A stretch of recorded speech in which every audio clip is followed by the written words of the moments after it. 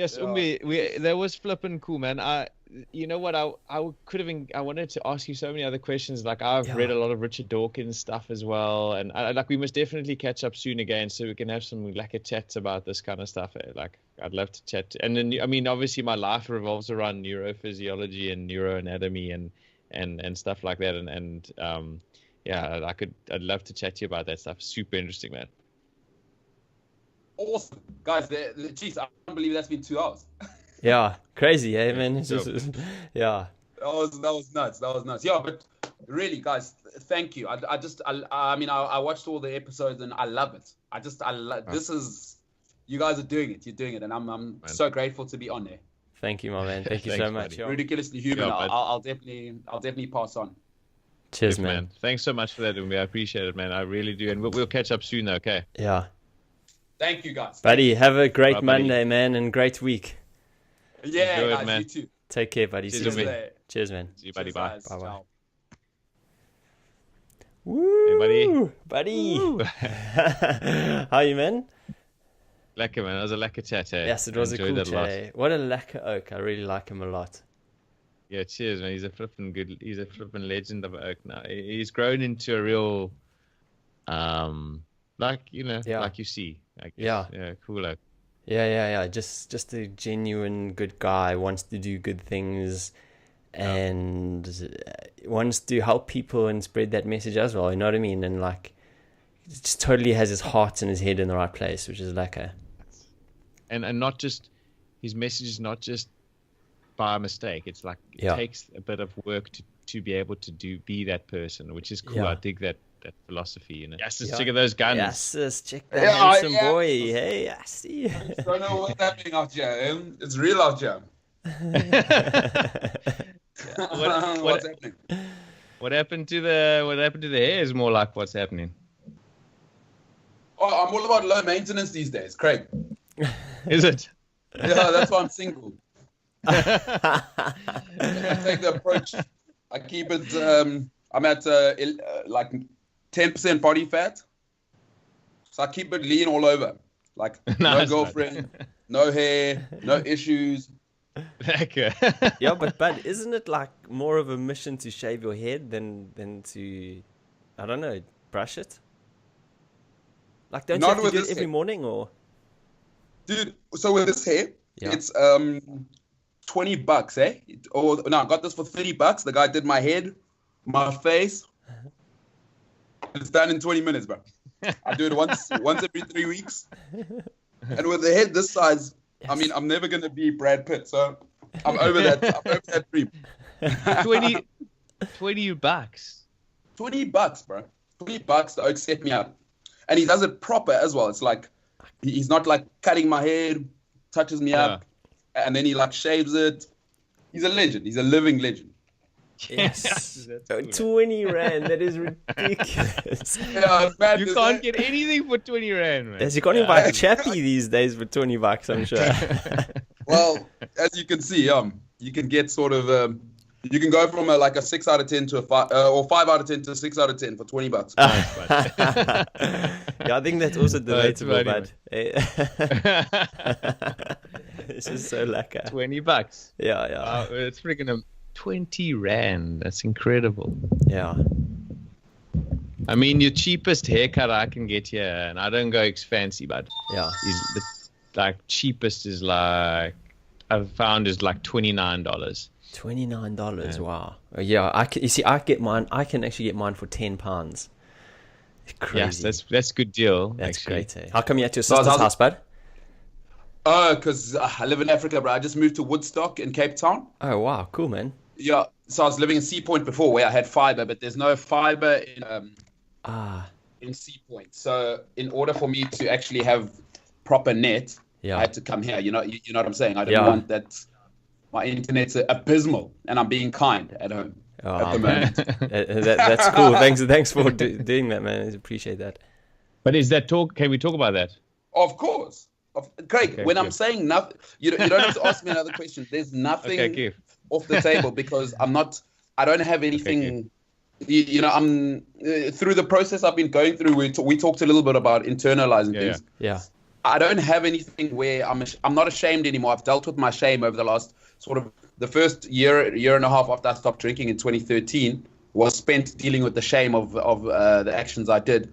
So there's nothing for me left that I don't have anything. This is good stuff. Don't use all your good stuff up with the pre-talk. Yeah, keep that energy, man. You happy with how you look, bud? No, just my seat. I would put my seat down. Get the mouth in front of the thing. Yeah, classic.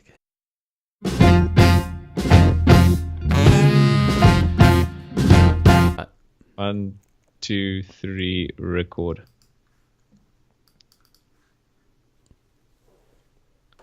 Woo! Actually, Craig. Wait. Umbe really loves the woohoo, so we need to do a proper one, okay? 1, all right. 2, 3. Woo! That's better. That one's for you, Umbe. Yeah. Guys, this week we had the best chat with such a legend of a guy, Umbe. This guy is such a good communicator. He is really switched on. He's got the biggest, broadest smile you've ever seen, and he's just such a nice person to hang around with and chat to. And we can't wait to talk more about what we discussed with him. Some of the stuff is really, really deep and quite heavy, and other stuff is you're going to have a real good laugh. Umbe made us laugh the whole way through, but he's a really smart guy, and he really finds communication such an important aspect of his life, and he does it really well. Hey, Gareth? Yes, he does such a great job of it, Craig? Like, I absolutely love this chat.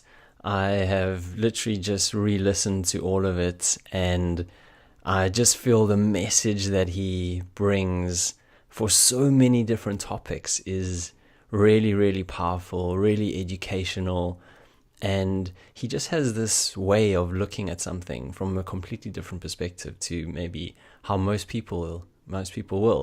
But like I said, communication for him is key, and the way he delivers everything is really, really awesome. Yeah, and he made a real effort to be more like that. You know, he had quite a tough upbringing. You know, he's not in communication with some of his family because of some of the decisions he's made culturally, and it's been tough for him. But he decided to go intrinsic and not extrinsic, excuse me. And part of that was actually moving into sort of one of his father's houses, and all alone for a few months to just really go deep and get to know himself. And I thought that was really interesting and really like eye-opening what he actually decided to do. Yeah, it was so amazing. Someone that was going through so much like strife, but you know, their own cultivated strife in life, you know, through all the drinking he was doing, all the partying he was doing, all the relationships he was messing up. But then at the same time to also be so self-aware that he needs to sort himself out and then go and like hide away and remove himself from all society for 3 months to go and better himself. Really was like a powerful thing to listen to, and very special as well. You know, there's a lot in that part of the conversation which you'll be just like, whoa, tell me more. I just want to listen. Really, really cool. Yeah, and there was something in the chat, and I wonder if he had cultivated it or learned this trick when he was in his sort of isolation time. And I know you've tried this a few times, and so tell us about that, Gareth. So there was one part of it where he talks about the alarm clock in the morning, right? And when you set your alarm for a specific time and you decide to hit snooze or you turn it off, he's like, that is the first thing you're doing at the start of a day is you're lying to yourself, right? So you're lying to yourself, and that sort of sets the tone for the rest of the day. And literally, since he said that, every single morning, if I ever hit snooze, I'm like, Gareth, you're lying to yourself. don't do it. Don't start your day like this. So it's amazing how like one thing someone says can have actually quite a profound impact on your daily life. Well done for doing it. I like, yeah, I think it's that's the beauty of what we're doing, is we learning ourselves like cool stuff, and we both of us really like took that and thought, wow, that's such good advice to like just start your day on the right foot, hey. And he's also really into his philosophy, and we learned a lot through that as well. And this guy, is really well read, but we're looking forward to the stuff that he's going to be doing in the future. Because he's such a good speaker, he's actually going to be, on different shows and starting different shows. And that's going to be really something for us to look forward to in the future as well, and hear more about in the show as well. Yeah, absolutely. And just to finish off there, this is part of this show really appeals, I guess, to the South African public as well. And he speaks a lot of truth about kind of what is going on in South Africa, and also explains to us what it's like from a black South African to kind of, be there at this time, and what it's been like over the years through apartheid and everything like that, which is fascinating, really educational, really valuable. And this is a long chat, and it's a great chat. I reckon it's one of our best ones because it truly is a proper conversation, and we really loved it, and we really hope you do too, and we're sure you will. So I guess this is a good time to hear what it's like for Umbe to be ridiculously human. Ooh. Ooh. 1, 2, 3, record. Yeah. Are you on? Ooh. Oh, I'm good. Mbulelo Thinta. How you going, my friend? I'm very good, guys. How you doing? Yeah, awesome, man. Awesome. Thanks so much for coming on. We're really excited to have a chat to you today, man. Sweet, Craig. We've lost you to Australia, brother, but it's all good. It's all good to be talking to you again. It's such a pleasure. We've lost both of you guys, actually. Yes, no, but can you hear his Aussie twang already? Like it's only been there a year, but he's already started with his good day, mate. Yeah, mate. You hear mate a lot these days, but yes. This is not a tear you see. This is a bead of sweat. This is how good the weather is. I thought you might go with your allergies, but okay. Let's. We're all here now. How's your day been, man? Oh man, it's been great. I've been out for a little hike this morning. We'll talk a little bit about. I'm injured at the moment, but I can still go up mountains, which is still great. And then I rode my bike for 2 hours, and now I'm here. I'm with you guys. Yes, and where was your hike? Was it like Devil's Peak or one of those ones, or? No, I just went up Lion's Head. Sorry, Lion's Head. I meant that's actually what I meant. Oh no, I go up Devil's Peak pretty often actually. So that's that wasn't a horrible question. I know you're in the UK now, but no. I just quick probably 45 minutes up, 25 minutes down. I took a jog down, and then I rode my bike for 2 hours, and now I'm with you guys. So it's been a lekker morning actually. It sounds like a power morning, man. So is that like a typical morning for you? Like, do you just like get cracking and have get the blood flowing and do some kind of exercise?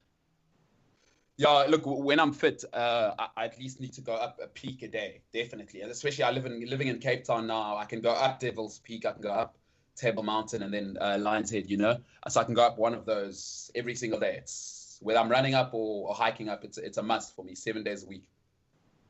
Yes, that's good. Yes, I'm jealous, man. I love that walk up there, bud, or hike, or whatever you can do. Like, it's just so amazing. It's like, it's more, I guess, to clear the head sometimes, isn't it? Just to set you up for the day. It's just, you can't describe it to people who imagine that it must be cool. It's actually, it's so nice because you can process everything, whatever's happening now. And when you get tired, I'm sure you guys are all hardworking guys. There's a time when you get to a raw state when you're so exhausted that you can't actually ignore certain things in your life, and that's quite a cool state for me to reach. And that helps me. That helps me exerting myself like that up steep hills. So it's quite a cathartic sort of a thing for you as well when you're exercising and sort of work through stuff, and not just for those like ripped abs and biceps that that you've got.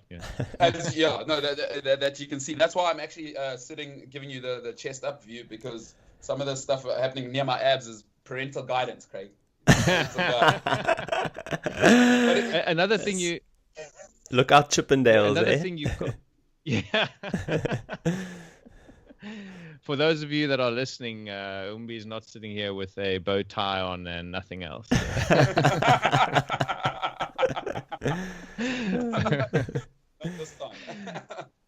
Yes, man. And so just for a bit of like background, Umbe and I met, I don't know, like it must have been about, we were chatting about this today. We couldn't quite figure out when it was. Quite a few years ago, around 2007-ish. And Umbe is actually living with my aunt at the time, and we basically met somewhere on a partying somewhere, I think, and hanging out, playing garden cricket. It was one of the two, One of and kicking a soccer ball around, and from the get-go, this guy's been a super charismatic guy, and someone that I've always just sort of thought is going places, even though maybe at the time he didn't think so. So like we're really grateful and thankful that you took the time today to come and have a chat to us, and we're looking forward to getting to know you a little bit, and what you're up to and what's happening in the life of Umbe. 100%. Let's go. Yeah, those were the days. Living with your cousin who's in Oz with you now as well, Craig. But let's get into it. I'm so stoked to be here. Sorry, guys, how did that come about? Like, how are you living with Craig's aunt? Oh, well, it's actually a nice segue. Yeah, okay. Exactly. I think Gareth jumping the gun or not. Sorry, but we can. I'm kidding. No, we can get into that. I think it'll tie into the story quite nicely. So, at the time, I was actually living with my aunt and uncle, but at that time, I wasn't living the life I was living now. So, I was indulging in what one might call self-destructive behavior, and I was drinking like crazy, and I believe the term is agency, when you're taking control. So I wasn't sort of exercising any agency over everything that was spiraling around me, and I was living with my aunt and uncle, and they actually sort of kicked me out. It was suggested that I was no longer welcome, because I was coming home drunk every night, not working, not paying bills, not even with a sign of direction. And my aunt and uncle are sort of disciplinarians. Anyway, then I stayed with Dill for a few nights, and it went away where Marion being Craig's aunt offered the situation. I was friends with Dill, and they offered me the opportunity to stay with them, and that's where it started. That's how it came about. And then naturally I met Craig and the rest of the gang as I lived with his cousin. That's so interesting. So like, but so I mean, so what is it like moving in? Was it like, say, the first like white family that you've lived with? What was it like? Do you know what I mean? Like, I always think it's weirder. It's weirder in SA for white people with me, because for me, I've been at schools that are predominantly white since I was 6. So I might be a unique case in the South African case, where I have a heavily traditional family, particularly on my father's side. And it's quite nice that I can do the whole spectrum, because I've been going to school with white dudes since I was 6. So for me, I'm just that guy. Yeah. Your skin color stopped mattering around 3-4 for me once I started integrating. You're playing cricket with guys. But I am aware of the dynamics. So I don't know. For Marion, they're open-minded people, and they're from the Eastern Cape. I think being from the Eastern Cape they're just unique, like salt of the earth people. So it was cool. There was culturally, I think we come from the same background, so they were cool. They're super sweet people as well. That's so cool. And Marion's an iron lady, so there's never room to shift no matter who you are. She's just like a ethical, down the line human being. Yeah, that's really true. And I'll tell you, you didn't bring up. Yeah. Wait, Craig, I'll let you in. We got to a point where, because at that stage my head was all over the place, so I wouldn't clean my room when I moved in, and so Marion had to have a proper sit down. You want to stay here, my boy? That's not how it works. Classic. So she gave you a hard time. Yes, that's no, good. You deserve that. No. You got to be knocked back in shape. So yeah, no, that's what I'll tell you what. That was great. That was great. So one of the happier times of my life for sure, and it really was a massive part of changing my life. Even though at the time, Craig, you were about to bring something up there. Yeah. No, but and so let's just take it a little bit further back. So you basically your parents, you were born in Witbank, is that right? Correct. And Correct. And both your parents are nurses and that kind of thing. So yeah, what up until what age were you in Witbank, and then what take us a little bit to your youth and what was happening at that stage?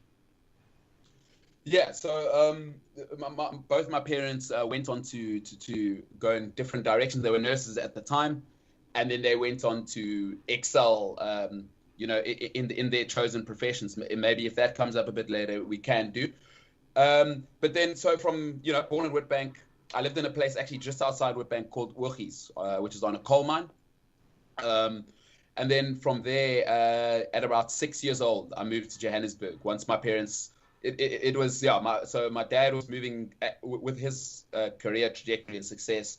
He was in between home and away a lot, and then at 6 my parents got divorced officially, and I sort of moved with my dad, if you're going to call it that, to Johannesburg, and then my mother remained in Witbank. So from around 6 years old, I was so middle of grade 1, grade 2 in South Africa, I moved to Joburg.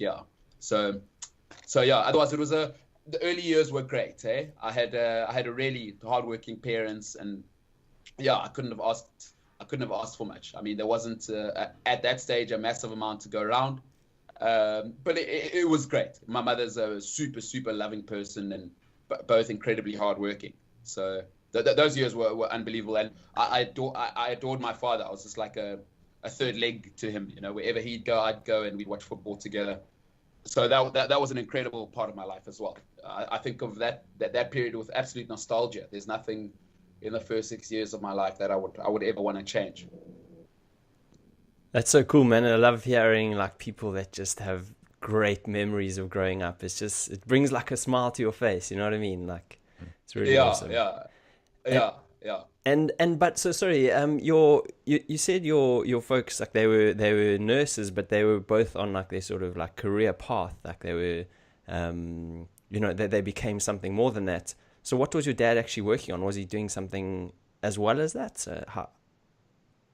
What was his in career, or like what did he work towards? He sort of walking towards the natural resources market, and he went that direction as a chemical engineer. Ah, wow. Okay, cool. Yeah. And then but at that time I've subsequently found out there was a lot more happening. So actually, I know for a lot of people, divorce has been quite traumatic, and it was for me as an individual, but for both my parents, I think it was the best thing that ever happened to them, because both of their careers post that just went to another level. So I don't know if they were inhibiting each other. It's not something really I've asked, but that's just the timeline. They getting divorced for them worked out. Yeah, I guess. Yeah. Every cloud sometimes has a silver lining, doesn't it? You know what I mean? And yeah. No, 100%. Go on, Craig. And Umbe, so you sort of at the time, you were really attached to your dad and that kind of thing. So moving with him to Joburg, like it wasn't I mean, obviously it was a tough time, but you were so like, you had your dad on such a pedestal that it was you sort of focused on that, I'd imagine. But your mom took it quite hard, is that right? And so tell us kind of what happened with her. She moved overseas, is that right? Correct. So actually, I moved 6, 7, 8. For 2 years, I didn't see my mom, but I grew up in a home where it was my father's a patriarchal figure. So those types of things, you're talking, and as I met more and more white families, and I'd go over and sleep over, I see how different the dynamics are, where sort of younger people challenging authority or just asking questions about things I thought, oh my word, you can't ask your dad or mom that. In my home, it was impossible, and guys calling their aunt or Uncle Craig Susan. Wait, what? Yeah. So for me, it was something we couldn't talk about. But for 2 years, I didn't see my mother a little bit more. And then subsequently, and this is where I think things changed for me entirely, was I then found out that my mother actually, she'd moved to Saudi Arabia. And that was because my mother was actually driven to her deathbed by the divorce at that time. And, you can't say how much trauma must affect a person. We're all different. And for my mother, she comes from a background where the sanctity of something like marriage, and I guess she loved my father. It was just too much for her. It was too much to lose something like that, and at the same time, I guess, lose her kids. She's a highly doting mother, very hardworking mother, but extremely doting when around. And to lose your kids at that age. My sister had just been, my sister's 4 years younger, so my sister was about 2 years old as well, going on 3 at the time. So that was very hard for my mom, and I think. You put that, it's quite a melting pot for somebody like her. She's hugely emotional and invested in things, and then you bring her kids and her marriage and everything. We all idealize certain situations, and my mother certainly idealizes family and the strength that can bring everyone. And so she's very religious as well, and I think that dimension added to how important the sanctity of marriage was. And for all of that to fall apart at the same time, I just think it was too much for her. And so she really, with no exaggeration, was driven to, we only speak about it now, her and I, to quite literally her deathbed. And then, she said, spiritually, for her, there was a sort of calling for her to just go to Arabia.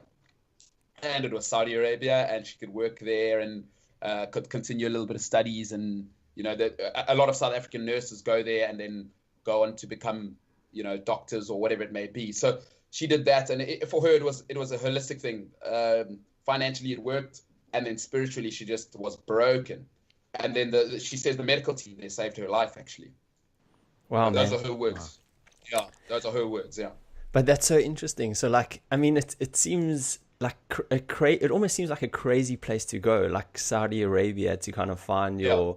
To find, to kind of get better, I guess. And because it's like she's a black lady, she's going to Saudi Arabia. You kind of think like, whoa, those things almost don't go hand in hand. Does she talk much about it at all? Like, yeah. The culture No, her and I chat about it often, and I'm fortunate enough to have gone there myself and seen what it's like there. So my mom's. I think to myself, probably I have a bit of Maverick in me, and my mom's just not that person who's going to go, a day-to-day life. She goes with a feeling, and she goes big, and she goes with it. She has an indomitable sort of spirit. She won't be told. And I always say to her, I think that probably contributed to the end of things, because my dad's a really strong guy and my mom's a strong guy. And just in certain paradigms, and in a patriarchal paradigm, my mom isn't.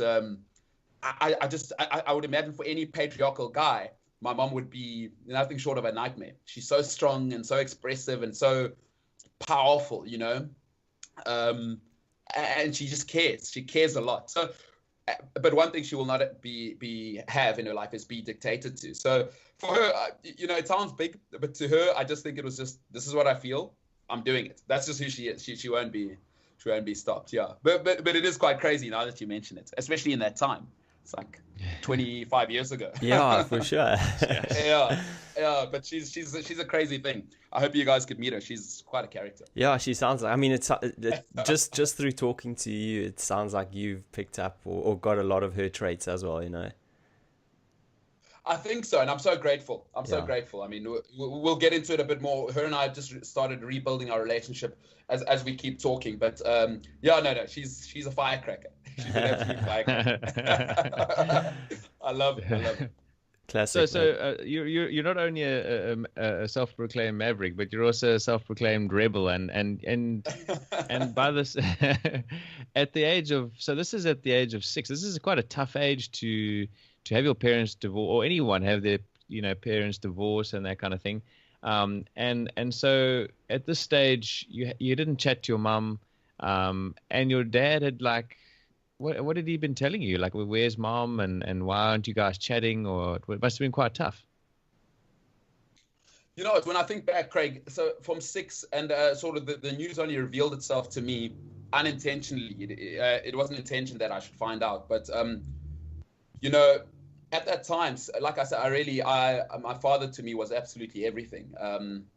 My mother to this day can't understand because my father and I now are distant. My mother says she just can't understand. Like, I was so attached to the guy. But at that time, Craig, number one, I couldn't really talk about it to him because that wasn't the setup. So, you know, at that age, I was also just that type of kid. I don't know what it was, is you just accept the situation. You don't ask too many questions. You get on with it. And you know, on the surface of it, life just was great anyway. You know, my father's financial situation had taken a step up. We lived in the right area. Everything was just great on the surface. And as a child, you know, sometimes children... we don't acknowledge those deeper feelings. So it was like, things are good. Okay, mom's not around, but okay, nobody asks questions anyway. So you just get on with it.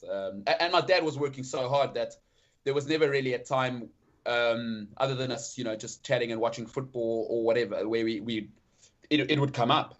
It would come up. I don't know if it would have been a fear even of bringing it up, but my dad was working so hard that I barely saw him. You know, in that sense. So when I did it, I think it was just to be happy. I just want to be happy with my old man. So did you have to, like, then, if you're not seeing your dad much, you kind of almost like bringing yourself up and your sister, or was there other people around to help you? No, there was staff and people around to, you know, sort of drive us to school and look after us at home. So no, that was completely taken care of. No, I never had to play any sort of role bringing my sister up or anything like that. She's she's very much in the image of my mother. So yeah, from a very early age, when I think back, also super strong.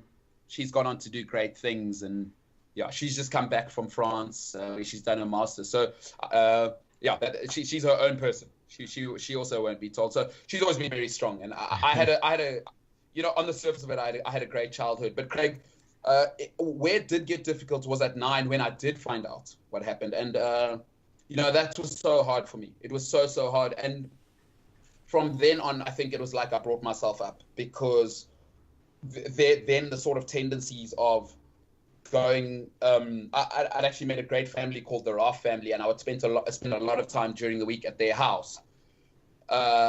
You know, so not spending time at home, especially when my father was around. And then the friction started, and that's when I went. When I think back, that's when I went off the rails. But there wasn't anybody around at home really to keep me in line. And you know, I've been looking after myself in the emotional sense since I was like 9 years old. So which isn't ideal, which will lead to itself to I suppose the self-destructive stuff that has happened. You know, I felt when you feel alone, you almost feel alone when the safety net of this idol on a pedestal is taken away, or I did anyway. I must speak to my own truth, and I felt nobody could understand. At that age, you think, or I thought, nobody will ever understand. Everything's been taken away from me. Nothing matters. Who cares what I do? My behavior doesn't matter. Who cares? No one cares anyway. So I'll just do whatever with no consequences. I just don't care. That's the reality of what happened. So do you want to go a bit more into that? Like, how did you rebel? What would you get into? So at the earlier age, it was just things like sleeping at friends' houses when my dad said no, or I wasn't allowed to, or whatever, you know. But it was all just to not be in that environment. And the worst part was, at that stage, was I then kind of created an image that things weren't fine at home, and then I demonized my parents in the eyes of everybody around, so they'd let me stay at their house, and they'd never want to come to my house, because you can create that facade. But it was just because, in my eyes at that time, I just couldn't stand the thought of my father at that time, after I found out what happened. So at that stage, it wasn't anything. But if we move forward to sort of my teen years, so from about 20 years old, when I got back into to SA, and you know, then I started drinking, because I didn't drink until I was actually 19 years old.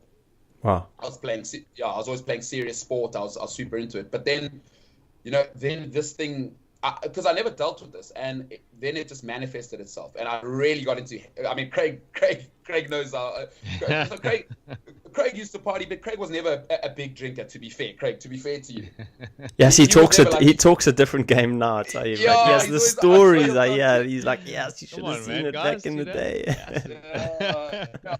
By the standard of a 5-year-old, he was a big drinker. But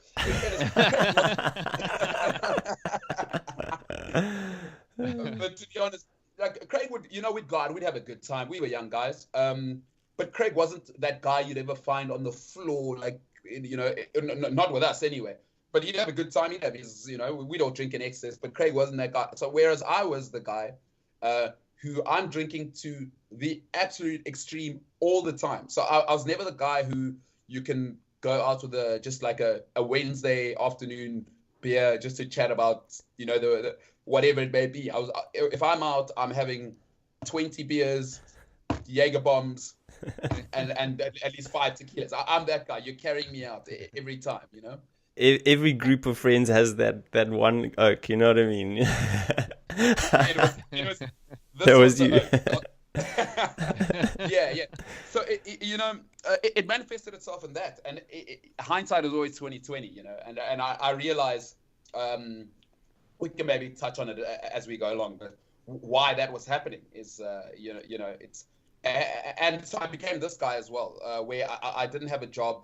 I would be that guy going out to the bar with my friends with no money and expect my friends to pay. Like, I don't know if you've had any of those types of friends, but you get hammered, and then now you're so hammered, and then it's time to pay, and then you're just like, yeah, I don't have any money. So that became a repetitive behavior as well. So not only was I self-destructive in the drinking, but I became like a negative energy for people around me. And it was, with the type of people I've always hung out with, it's never been about the money. It was that's just a negative behavior. And if you're lying and deceiving people, it's a reflection on you, I believe. It's got nothing to do with other people. So it manifested itself into deceptive behavior as well as this alcoholic behavior as well, if we can call it that, yeah. So that was tough. That was tough for everyone around me. My mother in particular, who never wavered, I would say my mother and my cousin, I have a female cousin, are the two people I can genuinely say never wavered, even in these times when they knew things weren't ideal. Yes, it's so important to have those people in our lives that maybe, and this is, I think, a lot of people out there and might have had that same feeling that you had when we feeling like no one can understand or no one else cares. And look, if you had to look back on it now, if I'm understanding you correctly, that wasn't true. It was just sort of your perception at the time, but people did actually care.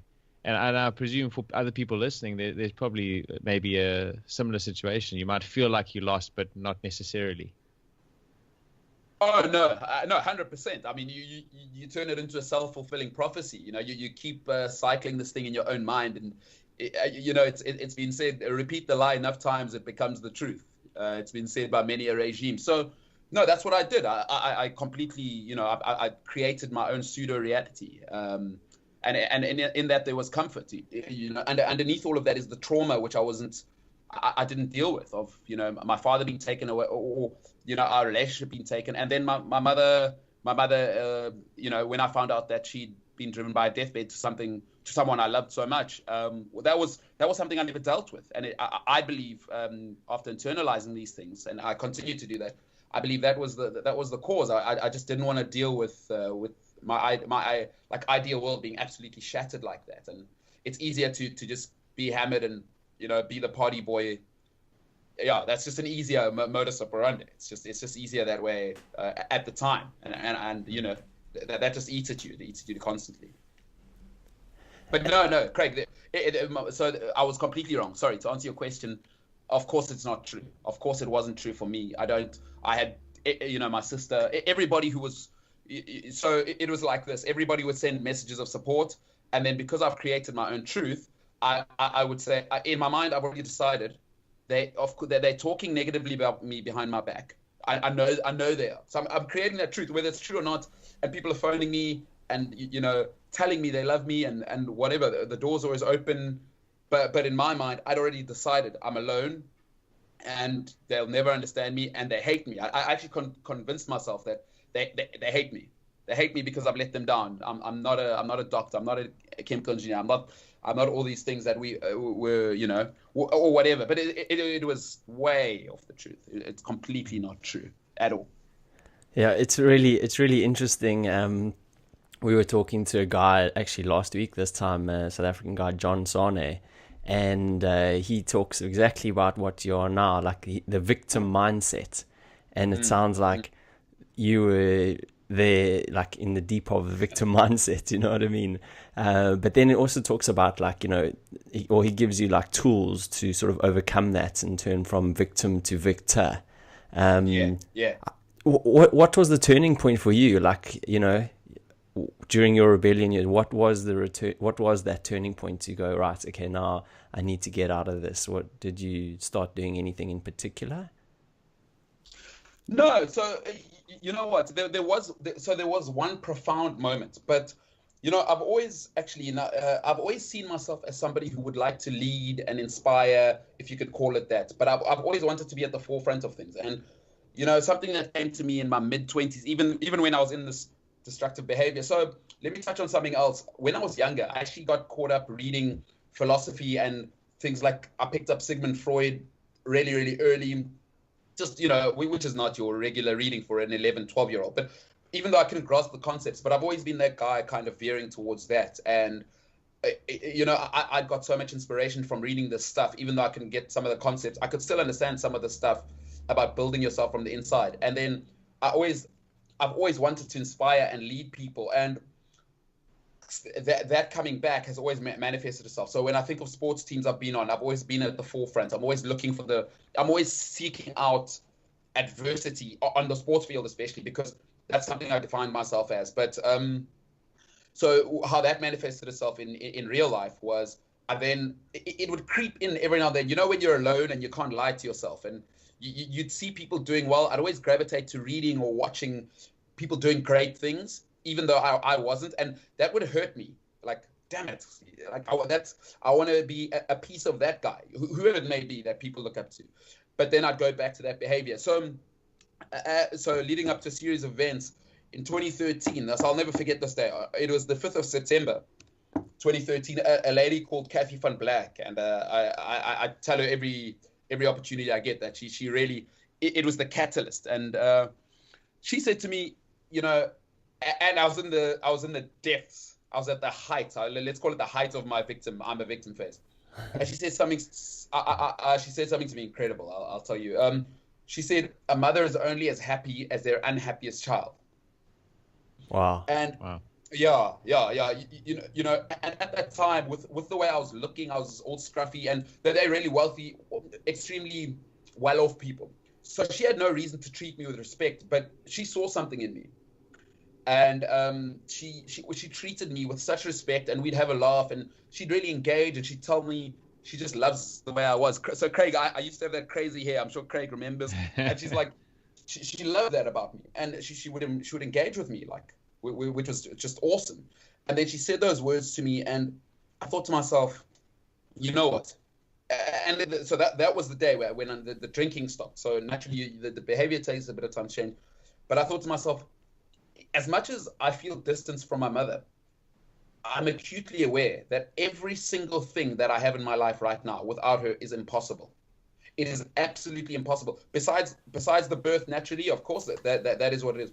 But everything she instilled in me, please and thank yous, like my mom's obsessed, all these things, or they call them fine skills, you know, in society, functioning in society.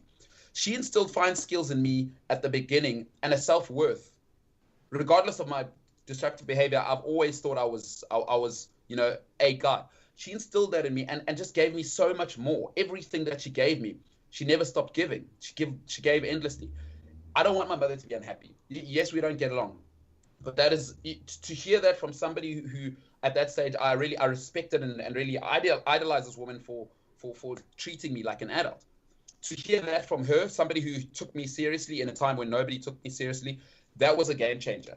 For her to say that, she is a mother, and I was friends with her son, and I could hear every family goes through their own things, and she's a mom, so she's talking from experience, a mother of two, and she said every mother is only as happy as their unhappiest child, and I just thought, what am I doing? What is going on here? And that was the moment. Look, there were many catalysts before that, but that was the moment that it really hit home that this can't go on. This can't go on. And what age was that? Well, when is that? 27, huh? 2013. How old am I now? Wait, 2017? Yeah, 27. So I was 27. Okay, so you had quite a long run there. So like from when you were 19 to 27, so like good 8 years of just 18 years. Sorry? 18 years, not 8. 18 years, yeah. Sorry, 19 to 27. No, it was 9 to 27. Of destructive behavior. That's how I look at it. Cool. Oh, sorry, I was looking at it from when you started boozing and like really. No. So, I don't like to look at it like that. I like to look at the whole body of work. Besides the boozing, boozing is just another element. It's just another coping mechanism. But for me, I count from 9 because I remember the little things I was doing to manufacture situations where I don't have to deal with my father being home or going home, or having people or anybody sort of looking too far behind the curtain of what I was saying. So, no. I had 18 years. I don't look at it as 8 years. I look at it as 18 years. But the boozing, I had a solid run, 19 to 27, yeah. Solid run. Yes. Yeah. And Umbe, this lady, was she someone that you said that she treated you like an adult? Is that something that you obviously took to heart? Why was she special to you? Like, not just a friend's mother. It was, that she saw you, or she accepted you, or was there something deeper there? Craig, it was so crazy, especially at that time, because we all know as human beings, bar those of us who have the misfortune of things like chemical imbalances, and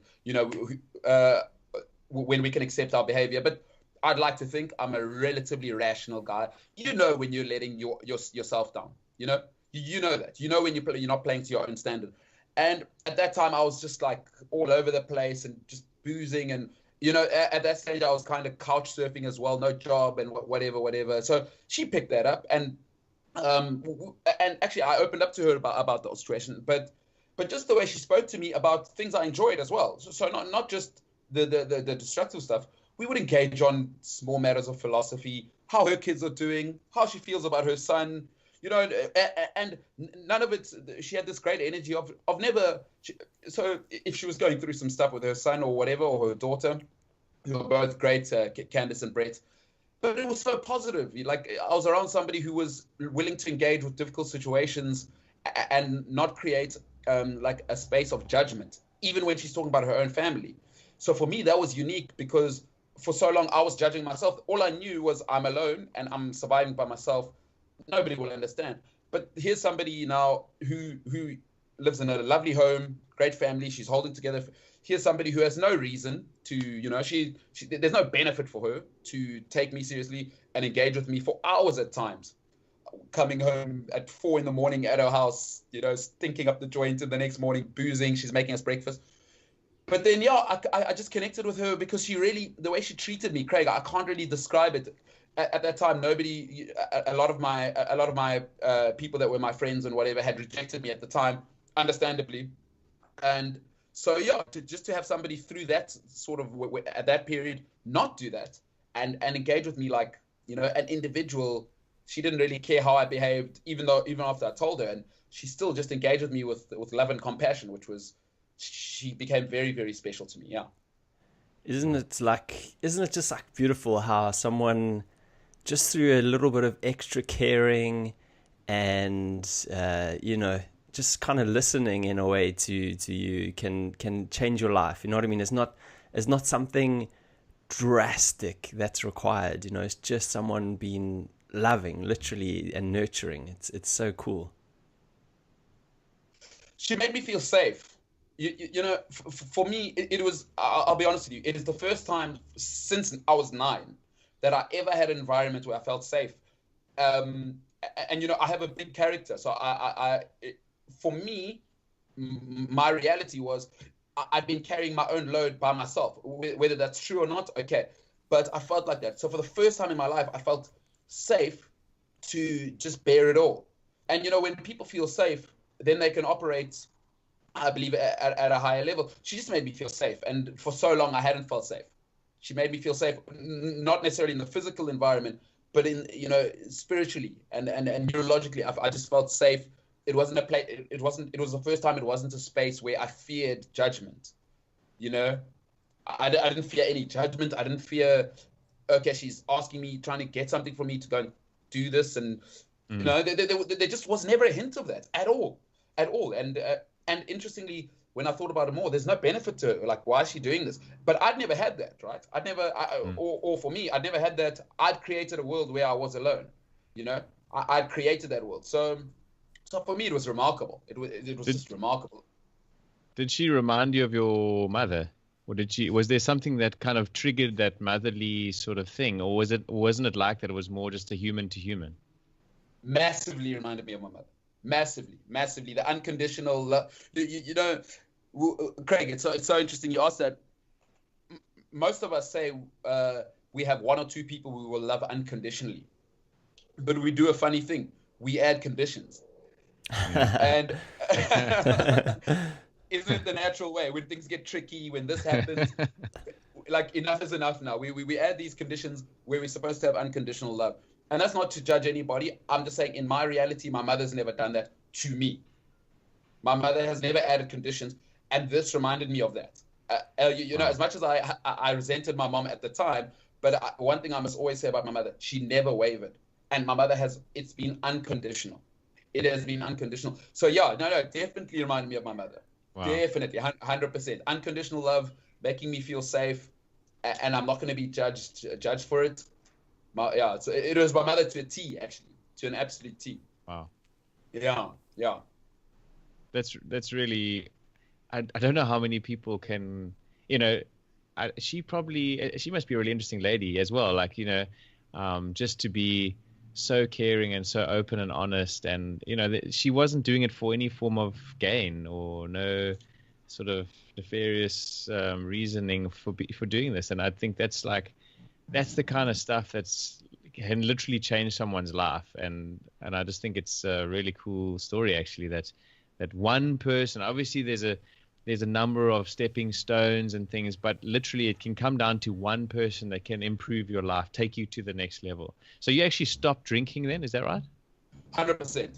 For the September 2017, after that I decided, the first thing was, what's at the center of these events that I know are making my mom unhappy. That was the first thing. So it was still extrinsic at that time, was how can I make this one person who I know is unwavering towards me. And when I whittled it down, I had to be by myself. Otherwise, you could create distractions. And then my father owns a property or two. We haven't been in touch. I don't know how many properties he has there. But anyway, he has this one particular property, which is kind of on a plot. So I decided to take some time. I went there and I just did it was like 3 months where I was just basically literally doing nothing but internalizing stuff, like, from that moment. And yeah, it was just remarkable, man, at that time to be able to say, you know what, this can't happen anymore. And then first it was for my mom. I couldn't handle letting my mother down anymore. It was like gnawing away at me. And it got nothing to do with me wanting to live up to what my mom said, because she's always said, do something. She doesn't care what I do. But then I've always interpreted that as she wants me to do what she wants me to do, which is not what she was saying. My mom was always saying, just do something. She always used to say, movement is life. Stagnant water becomes poisonous. She says, you must move. Whatever you're doing, nice. You can't sleep all day. Move. That's like my mom's one of her many gospels. But yeah, Craig. So it was just a thing for me to sort of internalize it at the time, and just realize that alcohol is the catalyst for all of these things spiraling, and then obviously I think whether subconsciously or not, it's so easy to say, yeah, but I was drunk, and then once you've said I was drunk, yeah, so-and-so hates me. And then you can build the story beneath that I was drunk. It's really, for me, that's what I was doing. So I wanted to, once I discovered to myself was, no, that's when things spiral, and that's leading to your self-destruction, I stopped. And I'm so grateful that I wasn't addicted to the substance, but it was a coping mechanism, because so many people will try for the rest of their lives because the substance is actually something they're addicted to. And I was addicted rather to the lifestyle, which allowed me to cover up what was going on deeper. I'm so grateful for that tiny little nuance, that I wasn't addicted to the substance. So that was awesome. That I just quit cold turkey, and I never had any effects. I was, and in hindsight, I never really loved being drunk and going out anyway. So it was so great for me to be able to just, that's it. That part of life at least has to stop, and then we can start doing the rest of the stuff and start working on that. So, but just before we get onto that, like, in this period, is your mom, is she back in South Africa now? And no. Yeah, no, my mom's back. Yeah, my mom's been back. Traveling the world, but my mom's back in the mix, and okay, traveling, and she's my mom's very active. So she lives in Limpopo, which is in the north of South Africa now. Having come back from all sorts of adventures around the world, and working really hard as a humanist. No, but what I mean, sorry, at this period in your life, when you like the say the 19 to 27, is your mom back in SA then, or is she still away? No. She's back, but she's working in a job where she's traveling a lot and things like that. But at that stage, I'm not even focused on that anyway. So her only contact to me was basically through my sister, who I would chat to every now and then. So yeah, she was back, but she wasn't in my life. Nobody was in my life really. Yeah. I'd created a world where I was just alone. So she was back, and she'd made herself available, but I just wasn't ready to hear it. And how are you supporting yourself, like, financially? Did you have a job? Had you studied? What was the story there? So I would work. I used to work at a ski resort. I've worked at a few ski resorts. But this one ski resort that I worked at was called Tiffendale. And then I grew quite an affinity with those guys, and so they would make work available for me every now and then. And then I had one serious corporate job at a company called Firewater Light. I'll never forget that. They were very cool, but I will never go back to corporate again. But anyway, that's a conversation. I'm sorry to all you corporates out there. But yeah, so I had that. I mean, I'd go in and out. One thing where I'm fortunate is because I'm quite a dynamic guy. It's when it's time to make a plan, and I think it stems from feeling that if you don't look after yourself, no one else will. You know how human beings are. When it's life and death, you'll make it happen. We all say, I really want to do something. Do you really? Until it's time to, when your sort of your ethics or your ideals, until they are put to the fire, we don't know how true they really are. So one of the things where I think I'm fortunate, and I think it is something, I'm great at talking to people as an interlocutor. I'm great, and I'm quite a dynamic persona, I think. So that part of the world, I could always just wangle something, get back to Tiffendale, work at a resort, just make it happen. Yeah, so I worked at Tiffendale, then I worked at a skiing shop called Gone Skiing for a long time, which I then went on to manage or co-manage with another guy. So, and then I worked, so the ski industry in South Africa actually was sort of where I was making some sort of income every now and then in that period, Okay, cool. That's really interesting. And but so this dynamic Maverick guy, he goes and he spends 3 months on his dad's plot, literally doing nothing, internalizing. Like, what is the process though? You can't just be doing nothing. Like, what does internalizing mean? Are you reading books? Are you watching like YouTube videos? Are you exercising, or what does it mean for you? So in that 3 months, I'll tell you, I did the least exercise I've ever done because it was so torturous. But number one, and my mother, I'll have to send, when I send this episode to my mother, she'll never believe it. But I got deeply into books again. So I'd always been flirting with books. But then at that time, then my love for philosophy went back again, because that's where I've always looked. So let me make it very clear. I'm not a religious person. My spiritual sanctity is philosophy. So I delved deep into that. And then one thing I said, and I've always believed, if you're smart enough to get yourself into a mess, you're smart enough to get yourself out. That's how I treat myself. And then I said, no, I have to do this by myself because I know what type of guy I am. I have to be extreme. So it was a combination of reading. So I cut out I barely listened to any radio, but definitely no TV, no external stuff, because I know what I'm like. I can very easily, I had to manage myself. So reading books. And then what I'd do is shut things down. I had an hour a day, something that was tough for me, but an hour a day where I don't speak, I don't do anything. I close the door, and I just let any thought come to me, whatever it is that I'm feeling. I let it come to me. I'm not trying to, even if it's whatever, something that I heard today, I let it come to me. I'm not trying to dictate. I don't have books. I don't have anything. And then when something, inevitably, something would come to me that I'm trying to deal with, I'd write it down. Especially the shameful stuff. I'd write it down. Then every Sunday, I would have a look at that list. And then that next week, whatever that list was, I would spend either writing or just reflecting on my thoughts, So yeah, that was 3 months, which was for somebody like me who likes to move around, it was torturous. But I promised myself that I have to do it, and I have to do it on my own, because like I said, smart enough to put yourself in it, you've got to be smart enough to get yourself out. And for so long, I'd been offsetting and outsourcing this weight. And now when I live in the world that I live in, I realize something that I hope I can transcend towards is, it was so selfish. Like, everybody's life is so hard already. Why am I outsourcing stuff when I have all the tools? Just get on with it, son. So I thought to me at that time, and I'm so extreme, I thought to myself, I have to do it. I have to do it. I did this. So yeah, it was reading and then internalizing, writing those ideas down, and then processing them. Some people call it meditation, but for me, that's what it was. You can call it whatever you want to call it. And it was, listen, it is the greatest gift I've ever given myself. But for anybody who is, I'm sure there's a lot of people making that transition in life right now, and I'm still going through it.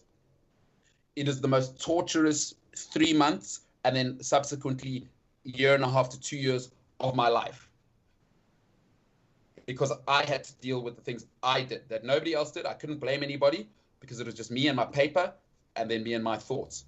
But it is the greatest gift ever, if I can tell you guys, that I've ever given myself.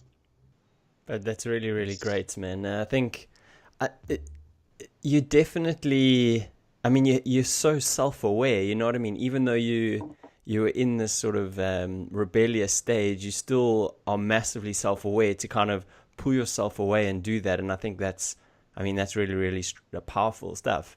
What sort of things were you writing down? And do you still have it written? Did you keep all the books and stuff? Yeah. No, I've still got the diary, and I still go back to it once a week, because I never want to forget. It's I look at it this way. It's very easy, especially for a guy like me who can put the show on. It's very easy for me to come and be with awesome guys like yourself who are executing, and for me to say, I've changed. It's so, and I was that guy. So I'm speaking to my own truth. It's so easy to put the show on. I don't think you're able to do things like this for 18 years and then tell people after 1 year that you've changed. The only thing I want to do is hold my hand up, and not to anybody, to myself. Because you guys know, it's really not important for me, or in objectively speaking, what anybody else thinks. Because the objective truth is, what are you doing? So for me, I still have that stuff, and I go back to it once a week still. And I do still see myself displaying those sort of behavioral patterns in the world, but I have to step out. As soon as it flares up, I have to be aware of it, because I'm such an extreme guy. I need to micromanage myself. I can't just let it go la-di-da. For some people who've had somebody to hold their hand along the way, for me, I have to micromanage myself. So as soon as I start to see myself, it can happen a week or two, maybe a month, where I'm starting to, nah. Come on, son, let's get back to it. And that's why these writings for me are invaluable forever. And the type of stuff, so let me give an example. What would be let me give you a relatively exciting one. Would be, I guess, maybe crashing a friend's car when I was drunk, and then having the means to sort of, make it go away. And that happened multiple times, actually. Wow. But so something like that, those types of actions. So that would be the type of thing, because behind that is a lot of deception as well. So it's not just about that act actually happening. You have to do a lot to kind of, these things must disappear. And so it's just dealing with myself, where deception was a pattern of behavior and being self-destructive. So a lot of them were along those lines. So, but that's the most extreme type of thing that I was writing. So, and then the biggest one for me, now that I think about it, is lying to my mother. Was certain incidents would come up, and I have a few of those. Yeah, like going to university and just getting drunk and failing and getting more money to just keep drinking, basically, from my mom. So things like that, Yeah. So So that things like that. Annals of those. And Umbe, just like I wanted to just ask you with regards to that time. I mean, this is a really, really interesting thing to think about. But you have this sort of presence of self or awareness of self and presence of mind to do that. But what was your thought process? Like, you obviously had reversed engineered something, or you had a roadmap of something. What was your idea? Like, I want to be a role model, or what was your thought process? Or I want to just be a decent bloke, or what was your thought? Like, do you understand what I'm trying to ask you? Like, what were you thinking? Yeah. Craig, the one thing I just still say to myself right now, I just want to be a good guy. Like, for some people that may be so simple, but I don't want to. It's like, and it's why I mentioned earlier, it was extrinsic when I said I want my mother to not be happy. But we all know extrinsic motivation only lasts so long, really. That fuel burns pretty quick. I want to be a good guy for myself. I want to just be able to rely on myself, because I do believe in love makes the world a better place. I just want to love myself. I just want to be a good guy. I want to be a good guy, and that's it. I don't think there's anything more philosophical. I mean, we could get into it, but first and foremost, I just want to be a good guy to myself. The rest I can't really control. I can't control who finds me inspirational or not. I can't control that. I can control it to an extent, but a facade can only, trust me, I've been doing it for years. The people that get to watch this, a facade can only last so long, and then it's going to break you. So forget whether people find out or not. You can maybe keep the facade till you die. It'll break you, and that's what I don't want. I don't want the facade. I want to be a good guy for me, and then the rest generally takes care of itself. From the people I admire, who I've seen that have stayed close to me, the rest takes care of itself. If you can be a good guy to yourself, it manifests in being reliable, in pitching up on time, in working. I believe in a term, we play to our standard, not to the scoreboard. Once you're reliable, you don't care how much money you've got. You don't care what kind of watch you got. You care about producing the best work, whatever it may be, whether that's a teacher or whatever. We can go into any example. So for me, I just want to be a good guy for me, Craig. The rest I can't control. For so long, I've been trying to manipulate situations around me. And I just, for anybody who is in that process, there just is no reward in that. No, not sustainably anyway. That for me, that's always been the thing, Craig. I just want to be a good guy for me. Wow. Yeah, and you want to be like truthful to yourself, like, forget this facade. I just want to be truthful to myself. I don't want to have a story anymore that I have to keep on making up. And exactly. yeah, really, really cool. Whenever you look back on your life, you never have to think, like, what was this? Yeah, what did I tell everyone? How did that work out? It's so much more comforting to know this is brutal honesty from henceforth. And like, it's just so much easier just to be a good person, isn't it? Like, I just think it's it seems so simple in some way, but it like you said, it takes a lot of hard work to just to take it back to the basics and just become a good person, and then the other stuff flows from there. So, and I think you've touched on it, like you were using terms extrinsic and intrinsic. So you're less extrinsic and more intrinsic now. What do those terms mean to you? So for me, so I'll tell you how I manage the extrinsic stimulus, because I do believe we are creatures that respond to stimulus. So I don't watch TV, and by that I mean I'll watch the football. I don't watch the adverts. I just watch the football, rugby, whatever it may be, right? So I don't watch any TV. Even a young Game of Thrones, I'll watch it. I'll watch the episode. I'm out. Everyone watches Game of Thrones. And if you guys don't, I don't want to hear it. But Craig, so the extrinsic stimulus is this world, especially, we're in such an interesting time where for the first time in the history of mankind, information is readily available about everything. If you think 30 years ago, or even when we were growing up, I shouldn't go that far back, the late 90s, mid 90s, you didn't really know what guys in Sweden were doing. You'd maybe hear like a miraculous news reporter who had to go stay 3 weeks there and then fly back and write it for the Times or whatever. But now I can see Leonardo DiCaprio every second of the day on Facebook. What a nose should look like, the jawline, the arms. Yeah. Sorry, I shouldn't show people my written. Sorry. But this world extrinsically. So extrinsic is the outside. It's asking you to be a certain prototype, right? And that's super difficult. If you don't have the right jawline, you're not Brad Pitt, you're not Idris Elba, you're not whoever it may be. If you're not hitting the ball hard enough, you're not Serena Williams. And this is what we idealize, right? I've never on any of these magazines seen a person talking about just being a good guy, which a lot of these guys have to be to get to this level. So the world doesn't tell us this. That's the extrinsic stuff on the outside. The internal stuff is just something as like this, where I don't have to tell somebody, but I won't pause my stopwatch.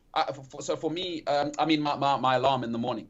So for me, that's how I have to micromanage myself. If I set an alarm, I don't care how tired I am, I don't stop it. And I don't tell anybody this, but it's for me. This is just one of my micromanaging tools that I use. Because for me, it's once again, I've lied to myself for the very first time that day. And then I'm going back to the guy I'm telling myself I don't want to be. So for me, I'm an extreme guy. That's the tool I have to use. Not everybody has to go to that level. But, and then just to elaborate on the intrinsic, it's the values where the reward is not sort of measurable, I've given my hardest. Only you can know that. I can tell Craig, I can tell the guys, everybody here, I really tried my hardest. But when it's you and your pillow, you know. You can't lie to yourself when it's you and you. So that for me is the intrinsic on everything, on something I'm trying to work hard on, which I at the moment I'm struggling with it. The ability to be vulnerable, to let people help you. I've never had that, so I don't do it, which is a negative, but I'm aware of it. But just these little things that can only be on the inside. You can't tell anybody, and it affects the situation. Being on time, being respectful. I used to have a horrible temper, but these are the types of things. I had to manage these things, And that's only on the inside. And then if you want to go deeper, Craig, it's, self-worth, The self-worth to be able to say, you are enough. So that's the type of thing for me. I have to keep telling myself. I never felt that, but I have to keep reminding myself, I am enough. In the state that I'm in whatever it is, I'm enough. This is it. This is what it is, and I'm enough. And I'm ecstatic with that. So just those types of things in and around where nobody else can actually affect whether it's true or not. It can only come from living in inverted commas, inside out. So those feelings have to come from within. They can't be stimulated by something on a poster, That doesn't last for me, not for me. So those things that come from the inside is what's vital to me. That's what I base my life on now. Yeah, man, I totally agree with you. And I just want to go back on one thing you said there, which I flippin' love, is the alarm clock. The alarm clock thing that you said is not an analogy, but is you said I lie to myself if I don't wake up to that alarm. It's the first lie of the day. That is, Yeah. I've never in my life even thought of that. And it's just like, Yeah. wow, okay, cool. That's really powerful for me. I hear exactly what you're saying. And you're letting yourself down. The first thing that happens in your day. How can you even do that? It's kind of embarrassing. You know what I mean? Yeah. And then you let yourself, because depending. I mean, I quite love neuroscience. I'm actually halfway through. I'm currently studying genetics and biochemistry, and something that's quite interesting is these micro things that they found in neuroscience. These little things that we do, they seep in and become these synapses, right? And you let yourself get away with one thing, your mind goes off on that track. That's that's a synapses path. Oh, okay, well, it's okay. Then I only got to work 10 minutes late. That becomes fine. You've already justified so many other things as you're justifying that one moment. Yeah. Yeah, so that's so true. Wow. You've just made me click on something else when people say make your bed. And that was a real good analogy for me to sort of understand that. It's the same kind of idea neurologically. You know, you making the action of doing something for yourself, and it's done and it's achieved, and you've suddenly just gone down that neurological pathway versus stuff it, I'm just going to leave it and you know, which is it's really cool. Thanks for that. That's a really, really cool way to see it. Yeah. I like that bed one. I currently have a roommate. She's like, well, I'm going to sleep in it anyway. I'm like, oh. Anyway. Yeah. No, but she's very cool. There's actually there's a lady, but her name kind of leaves me now, and she has a lot of things on YouTube and everything now, but she talks about the 5-second rule, and literally you change your mind in 5 seconds, and she uses the alarm clock as one for her. So she was depressed, and she was always snoozing, and then I don't know what the catalyst was, but one day she talked about, okay, cool, now it's done. I'm just going to wake up the second my alarm goes off. But her thing is this 5-second rule. So and it makes perfect sense with what you say now. So that alarm can go off, and within the first 5 seconds, you get up, and you can either go, cool, I'm up, or you wait 6 seconds and you change your mind and you're like, oh, I'm going to just hit snooze. So everything should be made, all decisions should be made within those first 5 seconds. Okay, cool, I'm going to do this, I'm going to stick with it, boom, done. Because after 5 seconds, you go into another sort of thought process. You know what I mean? It's really very interesting. Yeah, that's awesome. I'm definitely going to look that up. That sounds very interesting. Yeah, I'll send it to you. She's a really inspirational, motivational lady now, so it's quite fascinating. Gretchen Rubin? Or? It might be Gretchen Rubin, actually. No, it might be. Yeah. I think it might be. I've seen some of her stuff. Okay, I haven't seen that one, but no, if it's her, then. But anyway, I'll look it up. Send it to me, and that sounds amazing. Yeah, definitely. I love motivational and inspirational books and the YouTube videos. I watch them all the time. I love it. So, Bud, just going on from there, then who are the type of people that you're watching on YouTube and listening to on audio, and also which philosophers were you reading? And do you read now these days? So I like the school of thought of existentialism, and I don't understand it that well, but I've read a lot of Kierkegaard stuff, which is basically what's out there, and then so my favorite is a really, really dour guy who's super down on life, but he has some truth to tell us, is Friedrich Nietzsche. So Nietzsche's most famous tale, for those who don't know, or saying, is what doesn't kill you makes you stronger. So he's that guy. That just gives you an indication of what type of road we're looking at there. And then and then I like there's a modern day guy called Alain de Botton, and I like how he's engaging philosophy with sort of a modern day life. He's come up with something called the School of Life, I believe, which is quite cool. So they release these cool mini-series things, and for those who aren't able to take in Socrates or or Aristotle and people like this, which I like that. I'm that way inclined anyway. I like all of that stuff. So I read a lot of, Aristotle is something, I mean, these are obviously the superstars, but I love his writing, yeah. Okay, awesome. And these days, like, you know, who are the motivational guys you say watching on YouTube or books you're reading and stuff? Oh, man, I love, Eric Thomas is probably my favorite. I don't know if you've seen him. He's like the hip hop preacher. Yeah, I love Eric Thomas. No, I know exactly who you're talking about. I think I saw him on Gary V this last week. Like, I love Gary V. So, speaking of that, I love me some Gary V. But Eric Thomas is, he's one guy I really, really love. But, you know, I love all of the other guys. Tony Robbins. And I especially like his older stuff. He's become an absolute superstar now, you know. But I just love his mindset. So I'm not too interested in where guys have gotten now.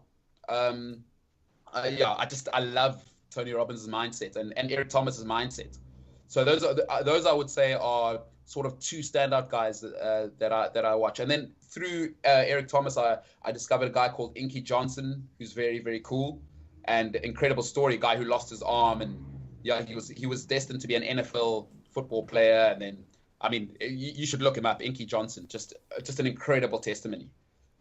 Wow. Okay. Awesome. Yeah. It's always great. It's always great. Just like, you know, chatting to people and finding out kind of what sort of gets them going and who they listen to. Because then you're like, oh wow, I've never heard of this person in my life. Yeah. Let me go and like follow them. It's crazy how many inspirational people there are out there. It's just fascinating. It's awesome. So true, and you can take elements from all of them. And there's another guy who I just love is Les Brown. Yeah, I love Les Brown. Love a bit of Les. Love Les. Yeah. You know, it's, who wouldn't, man? That smooth voice. That and giggle and is giggle. Yeah. His quality. He's such an operator. So yeah, those are I would say probably the most famous guys who I follow. There's a few others, but they're probably a little under them. Yeah, but Les Brown I love. Oh man, love Les. Classic. And Umbe, you know, you're a man of. We haven't even gotten there yet, but I mean, this guy is all about the sport, man. So before we get on, maybe just a little, but how did you? I mean, you got into something that I would say there's a very small percentage of the human population that do mountain, like ultra mountain trail running. How did you get into? First of all, take us through your sport journey and a little bit of your background, and how do you end up with that as your main sport? So taking you back to my younger days, I mean, I've represented right up to sort of SA level for soccer as a 13-year-old. But you know, that's one thing actually. That was, if you want to use a term, my always my salvation. Where I found sort of an efficacy was sport. Both of my parents are, especially my dad. My dad was an incredible tennis player, incredible football player. So whether it's genetic or it's just that thing of, you know, my dad can do it, I can do it. I just had this propensity for sport from a young age. You know, my greatest memories in my life today still are not the things I have. It's watching Pirates Chiefs and the games with my dad when I was younger. And I just love it. I don't know. It's just I have this propensity towards it. So and then it also gave me the self-efficacy as, you know, for that guy who's come through everything we've been talking about. It gave me that thing where I felt safe there as well, because there nobody could judge me. The results are there to see. You want this guy on your team, you know, like not, and that makes you feel loved and welcome and, you know, feel safe, because you feel safe. It's your, you know, you have a level of proficiency which is better than most people around you. Well, I did anyway in football and cricket when I was younger. And then that's always somewhere where I felt safe. And then obviously it grows and grows and grows, and then you start learning on the field more technical things. And then it just turned out I just love it. I just, you know, I love everything behind the scenes and playing. And then and then, sorry, did you ask how I got into the running, Craig? Yeah. So basically, how you know, like you said, sport was always part of your life, and it's by the sounds of it, it's been sort of a sort of tool to get through some of those tough times. But you also did really well at it. And then also, yeah, how did you end up in something as sort of as extreme as that? Or now that I'm hearing your story, it sort of seems a logical progression. But yeah. You know what, Craig? So because I've always, and it's something that I am slowly, I'll have to work at it. It still exists. I've always defined myself as the sportsman and then everything else, you know, not as like a sportsman and a brother and a son and a whatever. So sportsman was always on the top pedestal, and then everything else took second, third, fourth, because we are many things to many people, but nothing ever came close to sportsman. And I do still define myself as that, which I don't actually in the conscious world agree with, because it is quite, you know, human beings, we're complex. We can be so many things if we allow ourselves to be that. But for me, it's where I find my efficacy. But when I decided to stop drinking, one of the things that I said was, right, the health is, or the physical wellness has gone to a place where it's never been in terms of an awful nature. Craig, I didn't have these killer abs. I haven't always had these killer abs. Right? So I decided, you know what? No, this is unacceptable. That's one part where you know you can do this thing. But then I thought, because once again, I know myself, I'm extreme.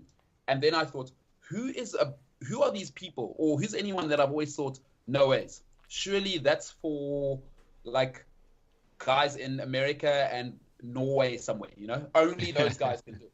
It can't be real.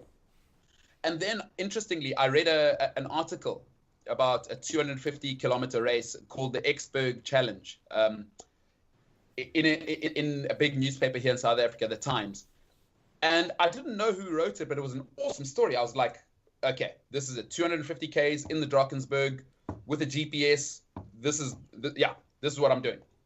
This is my first race, by the way. So I read that article, and then I went to Afri-Ski. This was 2014. So in 2014, the winter of 2014, I ended up going to Afri-Ski.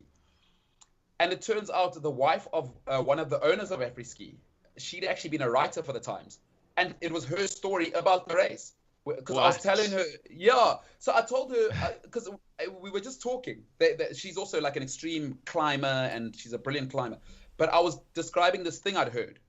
We were just having lunch with all of these guys, and she happened to be there. So cool. And then she said, no, wait, hang on. That's my article. And I was like, oh. I'm doing that race next year. She said, oh, awesome. So am I.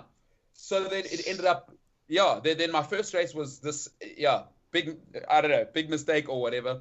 But I thought to myself, what is the extreme? If I'm saying I want big action and big change in my life, I have to live it. I know, once again, it comes to that micromanaging thing for myself.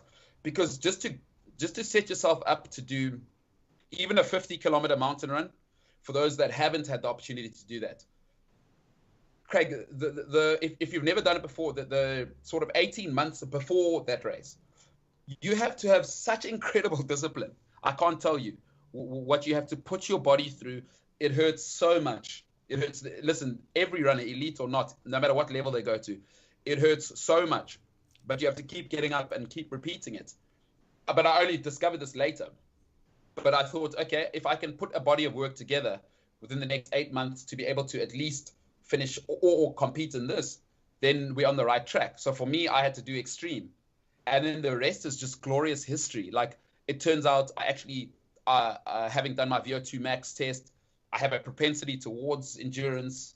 So all of the genetic indicators are there. Actually, I was fortunate enough, a friend of mine was kind enough to do my genome for me. And she said, no wonder you love it, because actually you have that propensity in your genes. So, and I must tell you, I feel, for me, a 50, 60, 70K training run, I take 12 hours by myself over these mountains. That's bliss. It might sound like torture to some, but it freed me, Craig. I must tell you, it really freed me. It's that's how I've kept this transition. Yeah, I just love it. I love it. I don't know how to talk about ultra running than with love and deep affection, and it allows me to go into such deep places, and it's another form of meditation. Yeah, I totally get it, but I find it quite fascinating with people that they don't have any sort of relationship with fitness, any form of fitness, you know what I mean? Like, I just find it personally such a great place to go to just get a bit of clarity, or, you know, get rid of a bit of stress or something like that, and always guaranteed, it doesn't matter what I'm doing, I feel like a machine afterwards, you know what I mean? I'm like, bring on the day, like, this is it. Yes. I'm with you. I love it. Yeah. No, it's, but, you know, sorry, Craig, carry on. No, I was just going to say, how I totally agree with what you're saying, Gareth, but I was wondering, how does that work in the framework of like 12 hours? You know, like it's pretty extreme, like you said. Like, are you not like, is there exhilaration? Is there like total extreme tiredness, which through that you feel like, you know what I mean? Like, I'm used to like, okay, quick 40 minutes, swing a kettlebell, and I'm like, I feel pretty good. And then that's like it for the day. And I can't imagine, you know, doing something like for 12 hours like that. It's pretty insane. Craig, I just want to say, those kettlebell swinging of yours, it's not showing any results. I mean, I'm seeing you in high definition. But it's all about, you know, the core strength, you know. All right. Muscles are overrated, eh? Exactly. Yeah. Oh, you're an athlete, not a... Okay. Craig, this is a safe space. Don't feel judged. No, look, Craig, you know, this ultra running thing, what it's done for me is it actually, I think, in some sick way, pain is a good way. And for those that are into genetics, it's actually, number one, pain is actually a survival trait. So that's why we feel pain. It's to survive.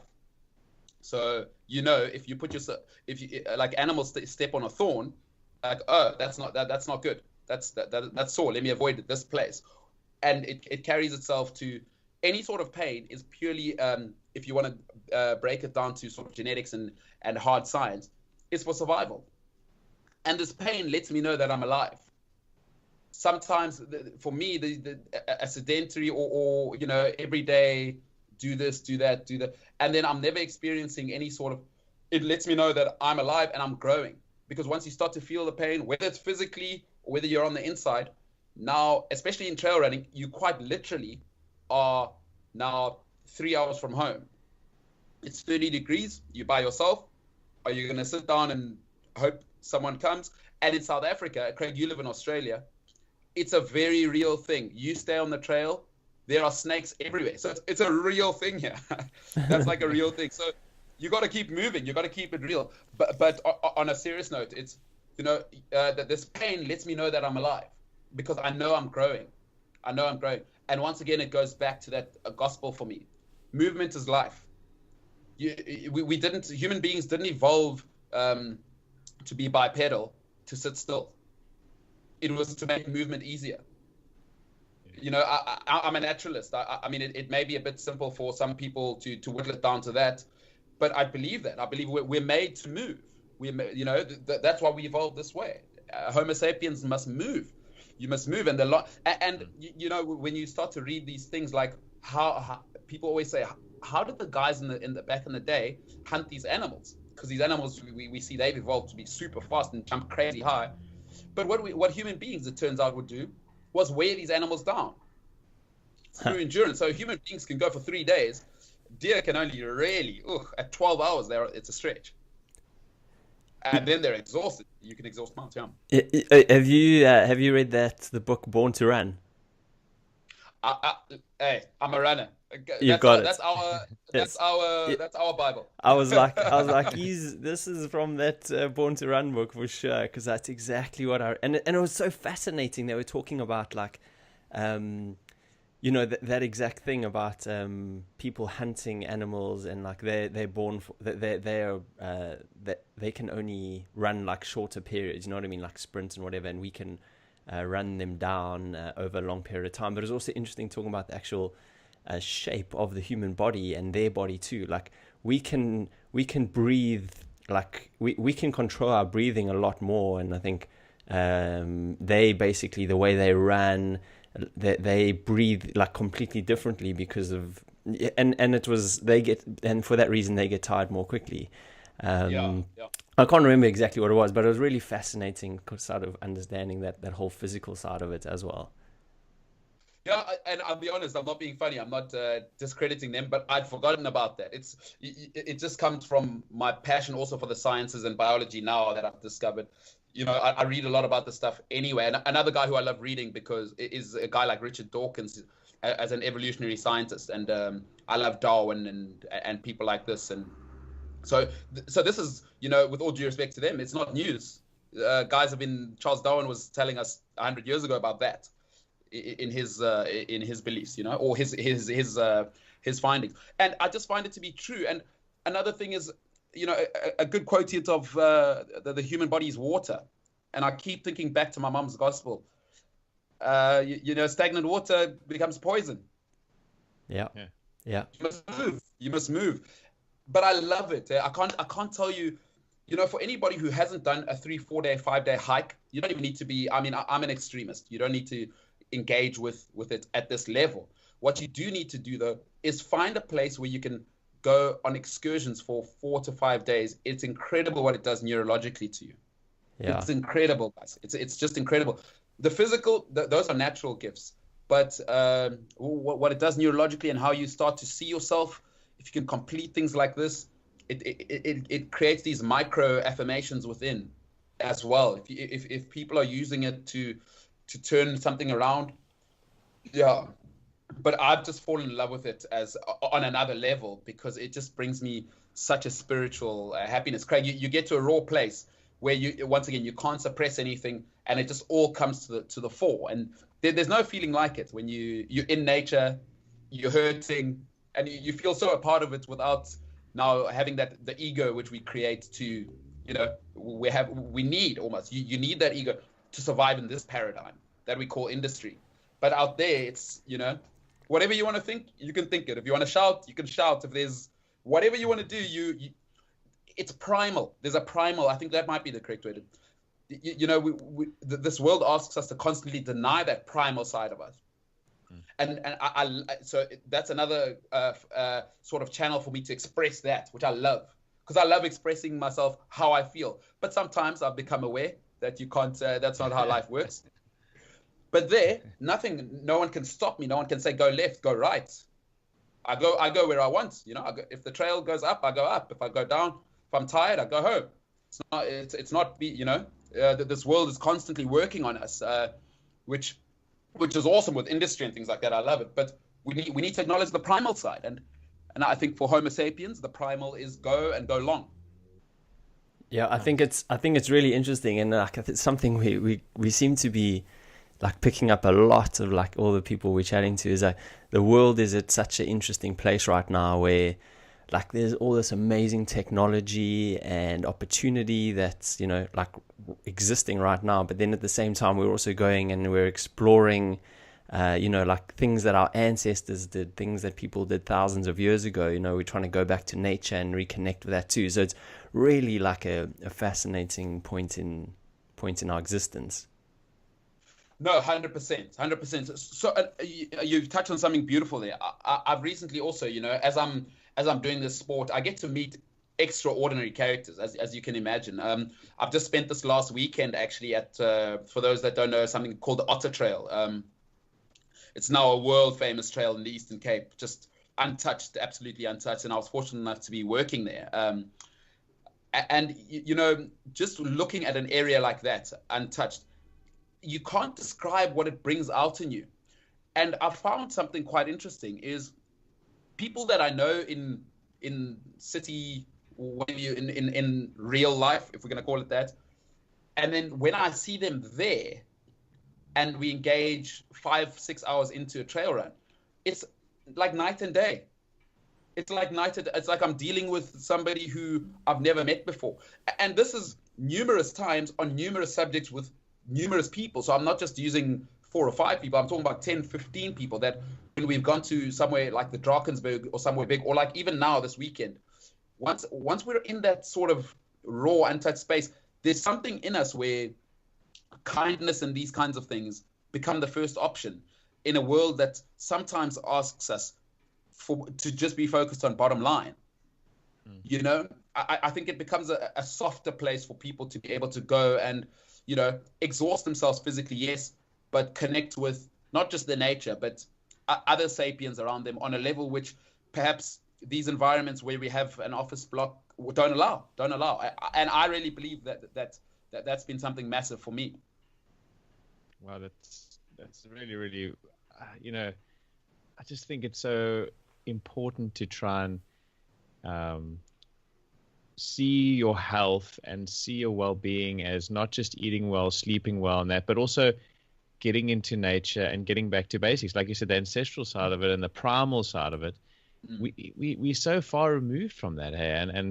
And I guess when those people become like that, I would imagine it's just allowing themselves to, because they know no one's watching or whatever it is, you're not in that surround. You're just, it's okay to be like so human and just engage on a human to human sort of space, which is really, super cool, man. And you know, Craig, here's something with health, where it's awesome that we now sort of talking about that, is with our health.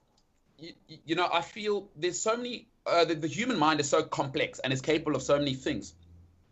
There's so few things for most people in the world that you can actually control. You know, you can't control what time you have to be at work.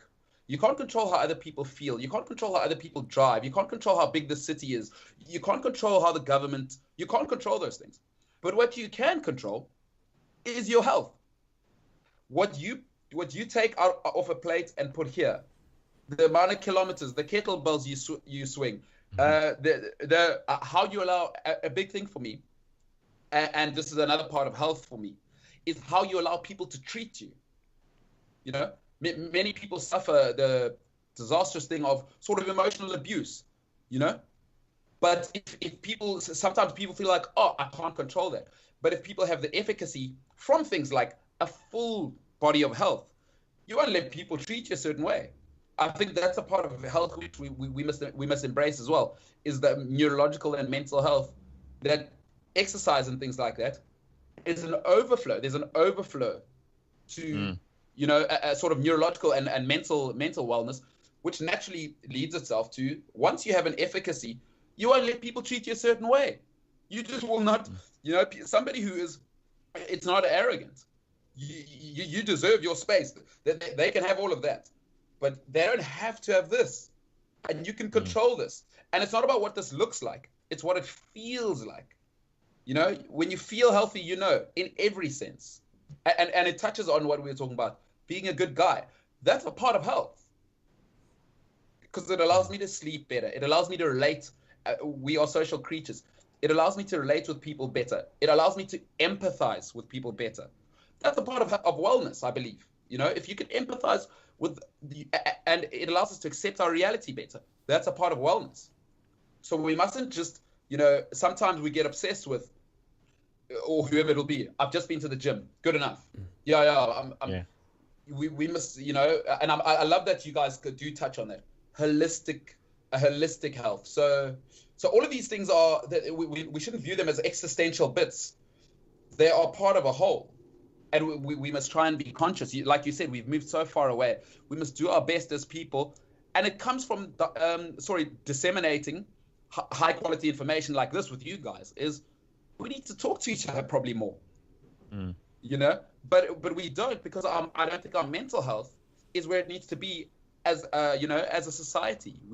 We're here because we may not have, we may not believe we're enough. And if they find this out about me, it may change how they view me. Okay, let me not rather take the risk of communicating but you know, so sorry, I'm big into that holistic health that I know you're into. Yeah, no, we absolutely love it. Like we chat about it so much, and also, you know, a few of the guys we've had on the podcast already also like speak about it. There's health is like, you know, it's not 3 things, it's like 20 things. You know, and it's kind of, it's so important to be aware that there are so many more things to it, you know, and you should try and, I guess, find a good balance of most of them. And it could be just simple, like things that you don't even think of, like your relationships. Your relationships are so important, and they are part of your health, you know. So yeah, it's awesome, but I love it. So I think it's kind of like yeah, go, sorry. Sorry, just before we move on there, another massive part of health for me is, you know, as people who we all go through it, life will put you through the grinder. I don't care how much money you have. I don't care what environment your parents have created for you. But another thing that, once again, I'm obsessed with controlling the things I can put in my mouth and do with my body and whatever. But another thing is, you know, we live in this exciting time. Look at us sitting here recording a podcast. I'm in the Republic of South Africa. Craig's in Australia. You're in the UK. We live in an awesome time where we can let information in. And that's a part of health, the quality of the information you allow in. So is it going to be, I'm not going to talk anyone down, reality shows when you get home on the couch? Or is it going to be motivational, the guys ridiculously human talking to, I mean, I've seen all the episodes now, incredible people around the world. And, you know, is it going to be that's like a health food, you know? So the information is king for me, and the type we allow in, I think people must try and start accepting that that's a part of health as well. What you're allowing in, it's the food for your mind. Your mind is a muscle, you know. It's the gym session for your mind. The quality of information you allow in, you know. And I hate to say it, having come off the back of I want society to get together, but sometimes you can't allow certain people to say things to you and be around you too much, because it's not healthy for your mind. So the quality of information we take in is something, I think, maybe we live in a busy world, but we must become acutely aware of that, because it does affect you. It affects you in every facet of life, I believe. Yeah, you need to curtail your information and the people you're surrounding yourself with. Yeah. 100%. And but so okay, so let's just like once again let's take this back a little bit, right?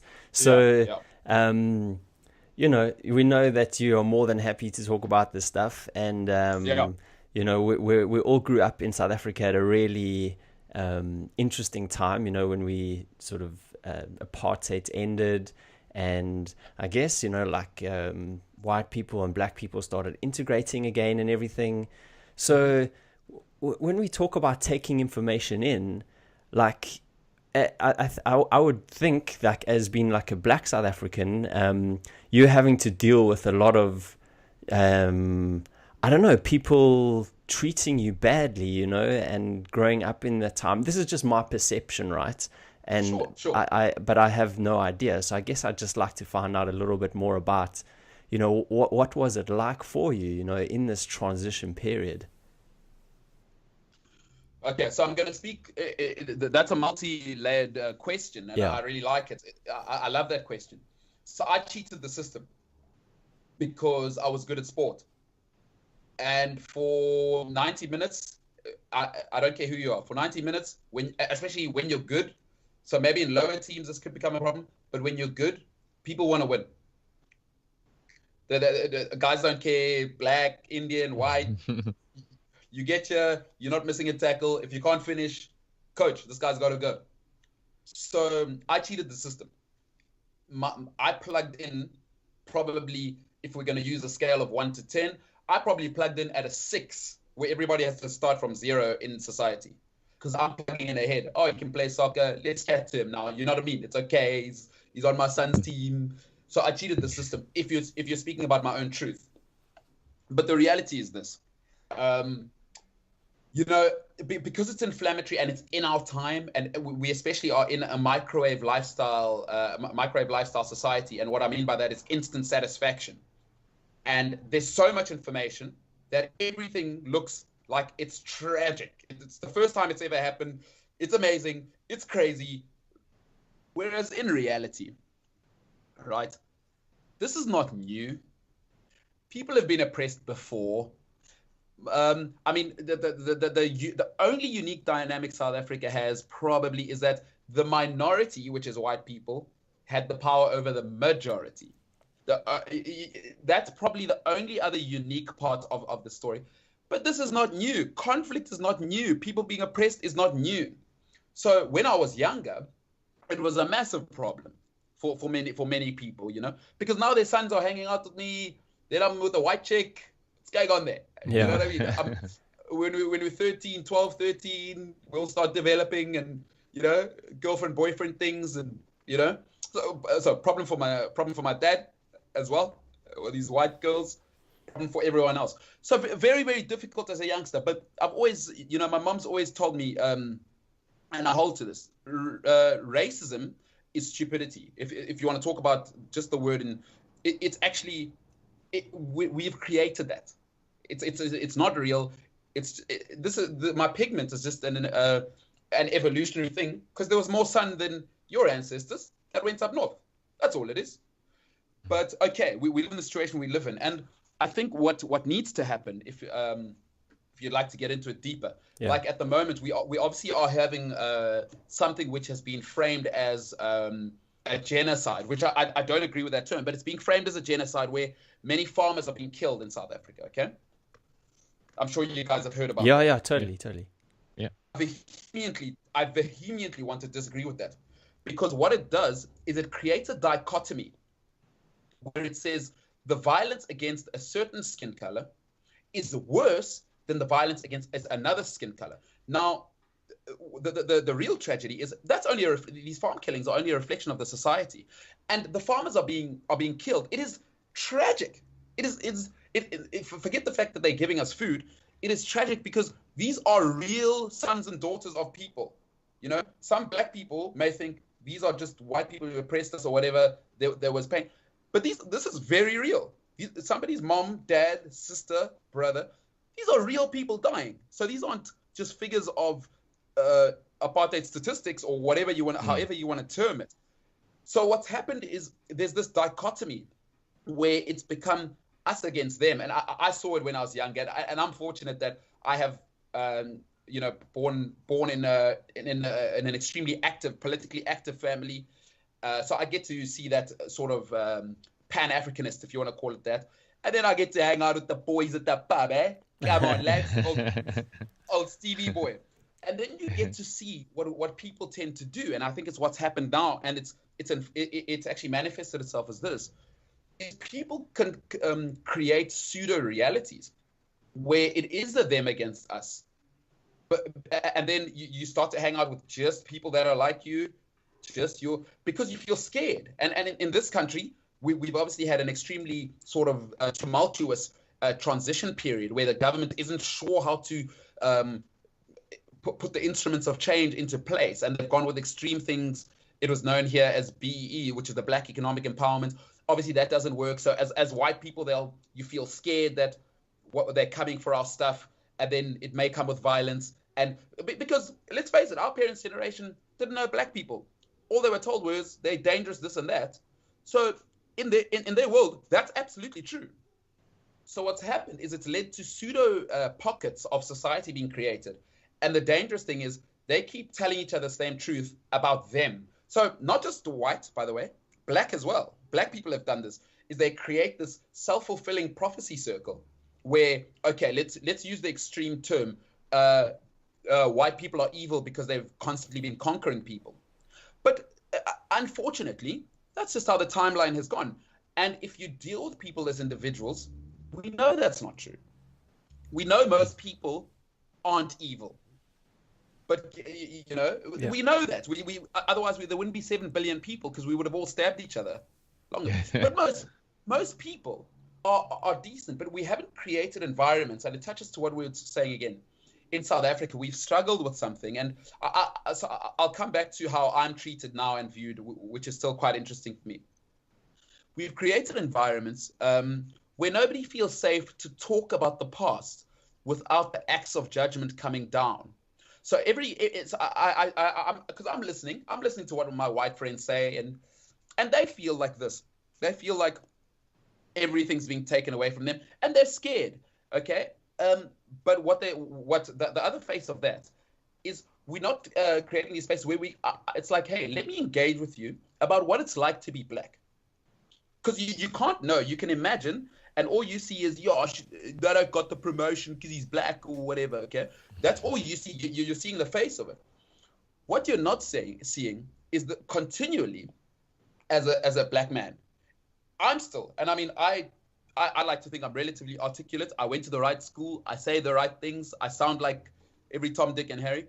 But it's the feel when I'm around, still with certain white demographics of above 40 to 60, it changes. The feel changes. I can't explain it to you. It changes no matter what happens. And they say there's these interesting trigger questions that happen. Oh, you speak really well. These little micro things, you know what I mean? Because what's happened is they've created a circle where surely those people can't come to understand complicated things. And then black people are now doing the same where, oh, those people are evil. Whereas now we're forgetting, so let's say black people over here, white people over here, what we're forgetting, the enemy is violence and wrong, not each other. So we've created what I believe is just a crazy situation by not engaging around something which, why it's tricky, guys, is it's got two of the worst things ever attached so closely. Shame, which is obviously apartheid and the conquering of South Africa in the past. So that's shameful, okay? But it really happened. But nobody's really had that conversation in a space where the axe of judgment won't be used. If you're white, often the axe of that, thank you for telling me that, but let me judge you immediately. Not let's engage on it really happened. So then it's attached with so the shame of that, and then the other tricky side is people are angry. Shame and anger don't go well together.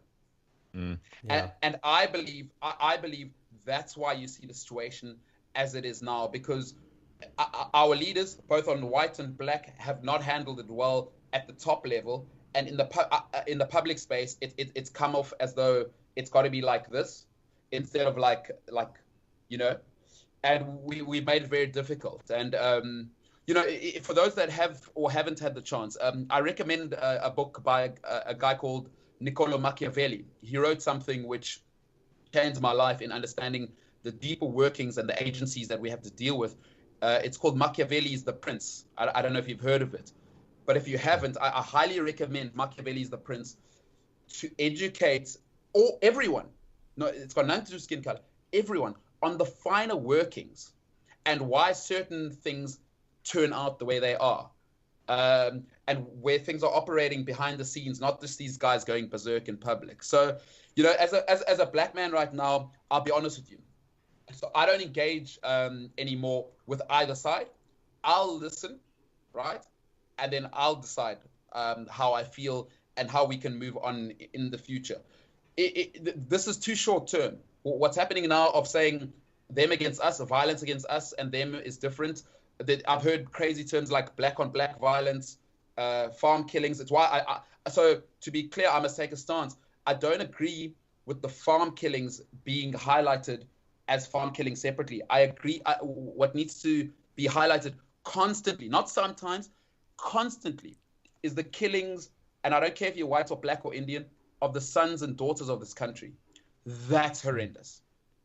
That's horrendous. Yeah. You know, as South Africans, what I love about being South African, I was thinking of moving overseas as well at some stage. But, you know, I thought I have this privilege of being articulate and being able to talk to both sides. I speak Xhosa and Sepedi as well. And, you know, sometimes the optics are right with me in the room. It just has to be that way sometimes. So I have this privilege of I can perhaps, even if it's 100 people, I can link people together because either side can see me as somebody who they can relate to. Because you want to talk about the rugby, let's do it on the one side. You want to talk about what it was like in the past. My father was arrested and beaten by police. So I can tell you about that. I can tell you about either side. I can tell you about how my white friends are scared and feeling ostracized, whether rightly or wrongly. I can tell you about that. If you want to talk about it, to me, you got to be articulate. I don't believe in extremism, and I don't believe that helps anybody. So, but coming to speak as my position as a black man in this country right now, It's interesting. It's very, very interesting. It's I still there's still reminders that I'm not part of the establishment, and I see them more and more now because I'm moving up the echelons of. I get to work with higher and higher levels of corporate, and they are still white in this country, still lovey, but they're still not easy. They're still asking me things which it's like, can we just move on here? But it's still a big thing for them that I'm black. So I'm constantly being reminded that, being a black dude is still at the higher levels of success. For some people, still isn't normal, but it falls upon guys like you and me interacting that if we don't want these atrocities to continue, because they may, and segregation and people feeling scared may continue, but it falls on us, you and me, guys. We're the same generation, to engage about things that happened in the past, acknowledge them, and not once again wield them as an axe when I need them to make you feel bad, but rather say we never want to go back there again. For anyone, I don't want anybody being oppressed. I don't want anybody feeling scared. I don't want anybody being killed. Not white, not black, but here's what has happened in this fine country of ours before. But now let's deal with the shame of that and bring it together and build bridges instead of focusing, I believe, as we do now, in the dichotomies, in the divide. It seems to me it's because it sells copy. We're focused on that, and it sells copy, and it's easier to live that way, right? Oh, black people are killing people. Okay, as whatever communities, let's build estates and not worry about it. Which in the long term, we know is not sustainable because you build higher walls, we'll just get longer ladders. That works hypothetically and in the literal sense. You know what I mean? So, but once again, it comes from us, guys. In every society in history, the change has never come from the poor or the rich. It has always come from the middle class. So we have that I call it a privilege. Some people will call it a responsibility, but it's a privilege for me to connect people and reduce tension. I believe in the reduction of tension. I believe that's where my that's where my energies are focused. It's a privilege for me to be able to say I can do that. It's a privilege. So it falls upon us to let's not shut the gates. I know people are scared. I know people are feeling ostracized, black and white. People are scared, and so I'll give you the black people side is black people still don't feel as though they belong in certain institutions. I know that because these are real conversations. We still feel like we don't belong in certain corporate environments. We still feel like I'm in trail running. A lot of black people still feel like that's not for them, but it's very easy. Craig, you nailed it earlier. We've gotten so far from a mental wellness. We're not communicating. And I understand there are factors here which make it difficult. But you and I think we are turning the wheels of change, and we must continue this. We must continue this to eradicate any sort of falsehoods about what white people and black people are, these self-fulfilled prophecies, which 99% of the time are absolute nonsense, and can be solved in something as simple as getting to know a white or a black guy for a year outside of the workspace. They can be very quickly solved. But I'm super hopeful, and as difficult as this world is, I love life. I love life, and I believe that this complexity is something that our great grandchildren don't have to suffer. But we, as young people of the world, because we're now globalized, but we'll speak about South Africa. We must actively work on this. And to close off, I think we must have ourselves in a space where the future is not a place we're going; it's a place we're creating. So we must stay very, very aware of that, and we can choose where that sort of road leads, and we must we must choose. So that's how I feel on the matter, and I'm extremely hopeful. I've seen so many things there that let me know, let's not be in a rush, guys. It's been so short. It's been so short. Things aren't 100% ideal, but let's remember, number one, as human beings, we've only really been doing this thing properly for 300-400 years, even trying with considering industrial revolution and things like that. We've only really been doing globalized for 30 years. So let's also give ourselves time. It's early in the game. I'm very, very proud of South Africans across the board, black, white, all of us, because this train could have completely been derailed. It could have gone completely somewhere else. But yeah, I think I'm very proud of us as a country and as a human race, that I believe we will continue to do and must continue to do better. Wow, man. Yeah, buddy, Flip, man, that's just, I just love hearing that. You know what I mean? Like, your attitude, and your positivity and your outlook is just, so warming, you know. And I totally agree with you. There's so much opportunity for one, us as a population to create our future, like you said. And also when it comes to South Africa, like, I just think of it the best country, like still the best country, you know what I mean? And the dynamics between the people is deep rooted in us. And we have, I don't know, I just there's just something about South Africans and the hope that we have, like, for it to be better, you know, is truly in all of us, you know. And like you said, we must ignore, I guess, sort of maybe not what's going on now, but like, you know, what you see and is portrayed in the news. And we need to really open this dialogue now and start communicating, because communication literally kills all, like any doubt, you know what I mean? And it's so easy, like when you talk to somebody like we talk to you now, like you're like, okay, wow, just through talking to you I can understand it and I can see it from your perspective, and that makes more sense to me.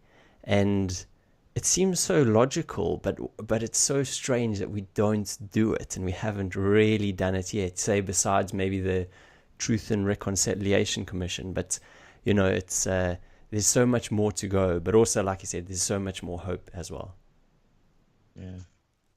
Yeah, 100%. You know, once again, something that I can speak to my truth. You know, like I said to you, the problem or the challenge we face is dealing with the most difficult thing in the world to deal with. I'm still dealing with it on occasions. Is shame, because the past is you know, it's deeply riddled with shame. And until we can we need to have that conversation in a space where, once again, we're not going to judge anyone. It's the reason why I think we haven't had anything post the Truth and Reconciliation Commission is because nobody wants to talk about the shame. Yeah. And once we can do that, then we start to build the bridges, because then we start talking about solutions. But I kind of feel like it's festering underneath at the moment, and it'll pop every now and then it won't be okay. All right, that's enough. Whereas, you know, through my own experiences where I try to do that, it doesn't work, because it's whether you like it or not, it'll come out. Especially now, information is so readily available. We've seen with Libya and Egypt what people can do with just information. If you don't allow it to come out in a way where we can control it and coordinate it, it can become what it's becoming now. It'll explode as bombs in things like this, where, you know, this is an explosion now, which it didn't need to be. If we'd communicated 10, 15 years ago, these types of things, we would be more on each other's side than it is now. But, you know, it's the world. The world, life is simple. People are complicated, and we have to accept that. And we must move on together. This world is an incredible thing, and we mustn't give up on ourselves just because we've had hard times. And I know South Africans won't, because we've already shown how resilient we are. You know, I can't agree with you more on all of those things. Gareth, you brought something up, and so did you, Umbe. Like, hope is the communication is the tool, but the hope is the sort of the thing that you're portraying. And I can really feel that, you know, just speaking to you. And you know, Gary Vee speaks about patience and just, you know, working through things intrinsically. If we all did more of that, we wouldn't be like having all these, having to put up this face, have this facade because of the status quo. And Yeah, so, yeah. so I totally get where you're coming from with that. And if more people did that, I think, geez, it would be. And I think what I was going to say actually was the ideas that you're talking about. That's a seriously global thing. You know, South Africa is a microcosm of a greater idea or problem. And I think what you're talking about is very valid on a totally on a global in a global scenario, you know. No, for sure. Craig, you know, I really believe in humanity. I just look at the things when we've put our mind to it. I think what we've done is we've done magnificently in the tangible world, technology, transport, etc., etc. Anything we can touch and see, we've done incredibly. And look at how we've leapfrogged. I don't know if we've forgotten, but maybe that's taken up our capacity, and we've forgotten what is probably more important, as you've said, the human element of a wellness in society. And we've allowed things like, and listen, I am a capitalist, so don't let me come off as a socialist or anything like that. Not that there's anything wrong with being socialist, Craig, but but there is an end. There is an end to where you know, the bottom line is all that matters. There has to be, because capitalism is the best idea we've had so far. As human beings, we must be able to say that. So far, it's not the end; it's the beginning of the journey. Okay, so we must put ourselves in a place where we are always willing to say so far. And for me, so far, considering how the world could have gone, you know, I can only speak to my truth. Really, South Africa. I'm so proud of South Africans. We have our problems, and the world has its problems, but the human race must take time to be proud of itself, and then put in the caveat of so far, and not we must do better, Craig. We must do better always in the human element at this time. Yes, but there's so many things that you said there that are like Craig terms is like between the lines sort of information, and like anecdotes and things people can look into, and it's just I literally think we could spend all day chatting to you, because I'm just being like captivated and fascinated by you, and you know the way you speak and what you speak about. But I guess also conscious that you probably have a run to go to or something like that now. And but just like before we finish off now, you know, what does life look for you like at the moment? So you said that you're busy studying. I know you've also got some like really exciting businesses going on, some side hustles going on. Can we just briefly like hear about those, please, bud? 100%. So I'm currently working. So I've got a company with a mate of mine called Xavier Briel. It's called the Mountain Room.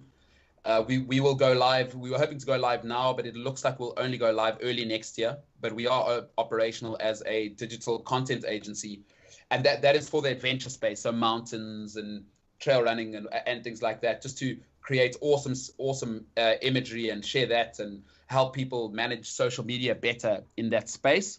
So that's one of the things we're doing. Awesome. Yeah, that's the Mountain Room. And then something that I'm engaging heavily with now is I'm actually starting a sports debate show, and that's called From the Bleachers. And that stemmed from, as Craig said earlier, and we were talking about, I just love sport, and we've reached a place where it's so sanitized now, how guys are presenting a post-game analysis, etc. You know, no fans talk like that, guys. So we're hoping to create something where, you know, it's by the fans, for the fans, and everybody can actually just engage with slightly deeper issues, as we've done here as well. You know, it isn't just about for some people what's happening on the field. There's elements that work around. You know, I think we've become acutely aware is where there's politics and or where there's money and power, there's politics, right?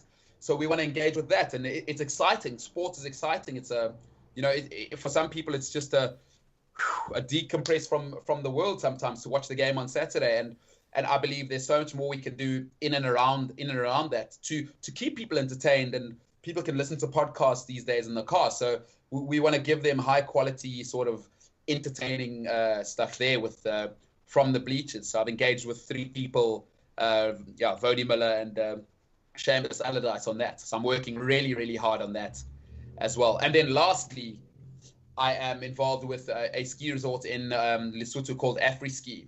A lot of people think you can't ski in Africa, but you guys must pop over. We're trying to get the summer side going, and of course my speciality and what I love is trail running. So we want people to engage, or I want people to engage with the nature, because I believe once we get, especially young people, let's get them engaged with the nature, because then once they love it, they'll look after it. At the moment, people don't, they see it rather as an escape than as a way of life. Whereas if you go into the small pockets of Europe, you try and litter on a trail in Switzerland, or I haven't been to Austria, but in Switzerland I know, and in the French Alps, that you try and litter there, they will absolutely rake you over the coals, because it's almost a part of them, and they will protect it as though it was a son or a daughter. So I want to get people there, where get the young people out, so that in 100 years' time, the young people, it's not even negotiable. We're not even talking about preserving trails or ecosystems. For them, it's just, oh, okay, yeah. No, you can come hike, but don't you dare litter here, don't you dare spill oil here, or whatever it may be, you know. Yeah. But you want that to come from the inside, and I just think you'd have to be some kind of crazy person to engage with the nature we have and not love it. It can't happen. So once you love it, you look after it. So that's what we're doing with AfriSki, and that's an absolute pleasure working with those guys. So those are some of the projects on the go. And then I have the fortune of, I call it almost stealing money. I Emcee, so the guys on the finish line at races, I Emcee races, running races. I'm on the finish line of trail and road races. And then that's worked itself towards a little bit of corporate speaking as well. So that's something that's just sort of taking off, and I just love it. I love it. I love to engage, and as I said, I believe more people must engage and become an interlocutor. This world needs people to connect people. It's the way to do it. I think you guys, I don't know what the term is, networking, but connect people and let the information move. I love that. I love engaging people and being at events and making sure that the people can feel the vibe of running, especially, that I love. And then at corporate events, obviously just delivering the best service I can. But that sounds so... life. Yeah. That sounds... I can imagine you as an MC, you kind of bring a lot of energy to it, and those guys in the last 100 meters, they're like, woo, I can hear you. And they get that sprint going. And it's funny you mentioned that. For me, I want to stay till the last runner, because for me, running, so emceeing at a running race isn't just a way to make money, but I'm so deeply invested in their journey, because I understand the 12 months, the 24 months before that race. I understand it intricately. So for me, it's not just trying to, it's so easy for me to do the work and be hyped, because I'm really hyped, because I know particularly most people, remember, aren't running for podiums. Less than 1% of the field is running for podium. Most of those people are mums and dads and sisters and brothers and accountants and this, and they still make it work. So, I mean, I feel the love for them. So I love bringing energy on the finish line, always. Well, you certainly, let me tell you, brought the energy for this chat tonight, and I like, your stamina is definitely outdoing me. I don't know about you guys, but you've got this amazing energy, and it's infectious to hear you talk, and there's so much hope, like, just emanating from you, and you speak a lot of truth, and I'm just really, really grateful for being able to have some time with you, and just to have that feeling of hope again. So thanks so much, man. Thank you so much, guys. And I just want to end off by saying, obviously, for those that will see this, it's hope springs eternal. Hope springs eternal. If I'm sure you've heard it many times, but if somebody like me could do it, I'm just a man. But if somebody like me could really turn it around from being self-destructive to becoming somebody who, I've become somebody who I feel is functional. If you can just aim for that, guys, anybody can do it. If I hope to engage with more people on those that would like to know. Of course, we'll put the details up. where I came from to the self-efficacy I have now, anybody can do it if you make the conscious decision. So focus on your holistic wellness and keep engaging with high quality information. And to you guys, thank you so much. It is such an honor to be with you guys. And I, I just, thank you. I love both you guys. Thank you.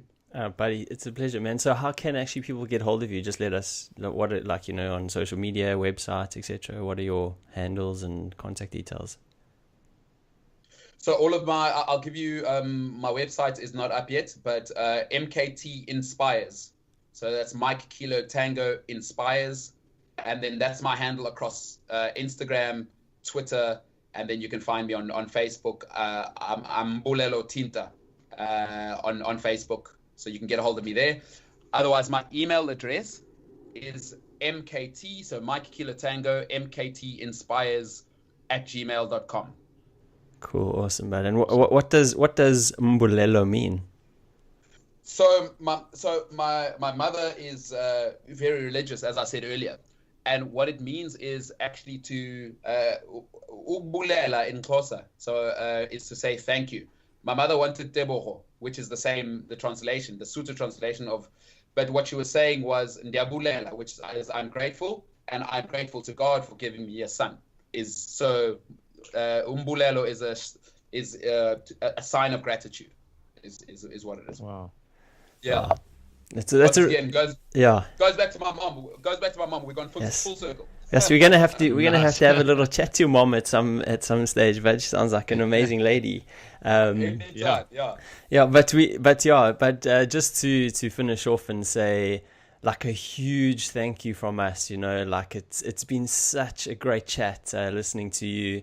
You truly have just like opened up and been so honest, and at the same time like so inspirational in terms of your whole journey and the story you tell, and there's so much between the lines stuff for people to pick up, and your story is awesome, and it's ridiculously human, and that's the true essence of what we trying to do with the podcast. And I think you've been like a massive contributor towards that sort of ethos. So thank you, man. And we really look forward to seeing what life looks like for you in the next 5 years, 10 years, 20 years, and hopefully collaborating on some stuff in the future. And it's been a massive privilege. So thank you so much. Guys, thank you, and keep doing what you're doing. Thank you, spreading high quality information and love and peace. I love it. Thank you, guys. Awesome, my man.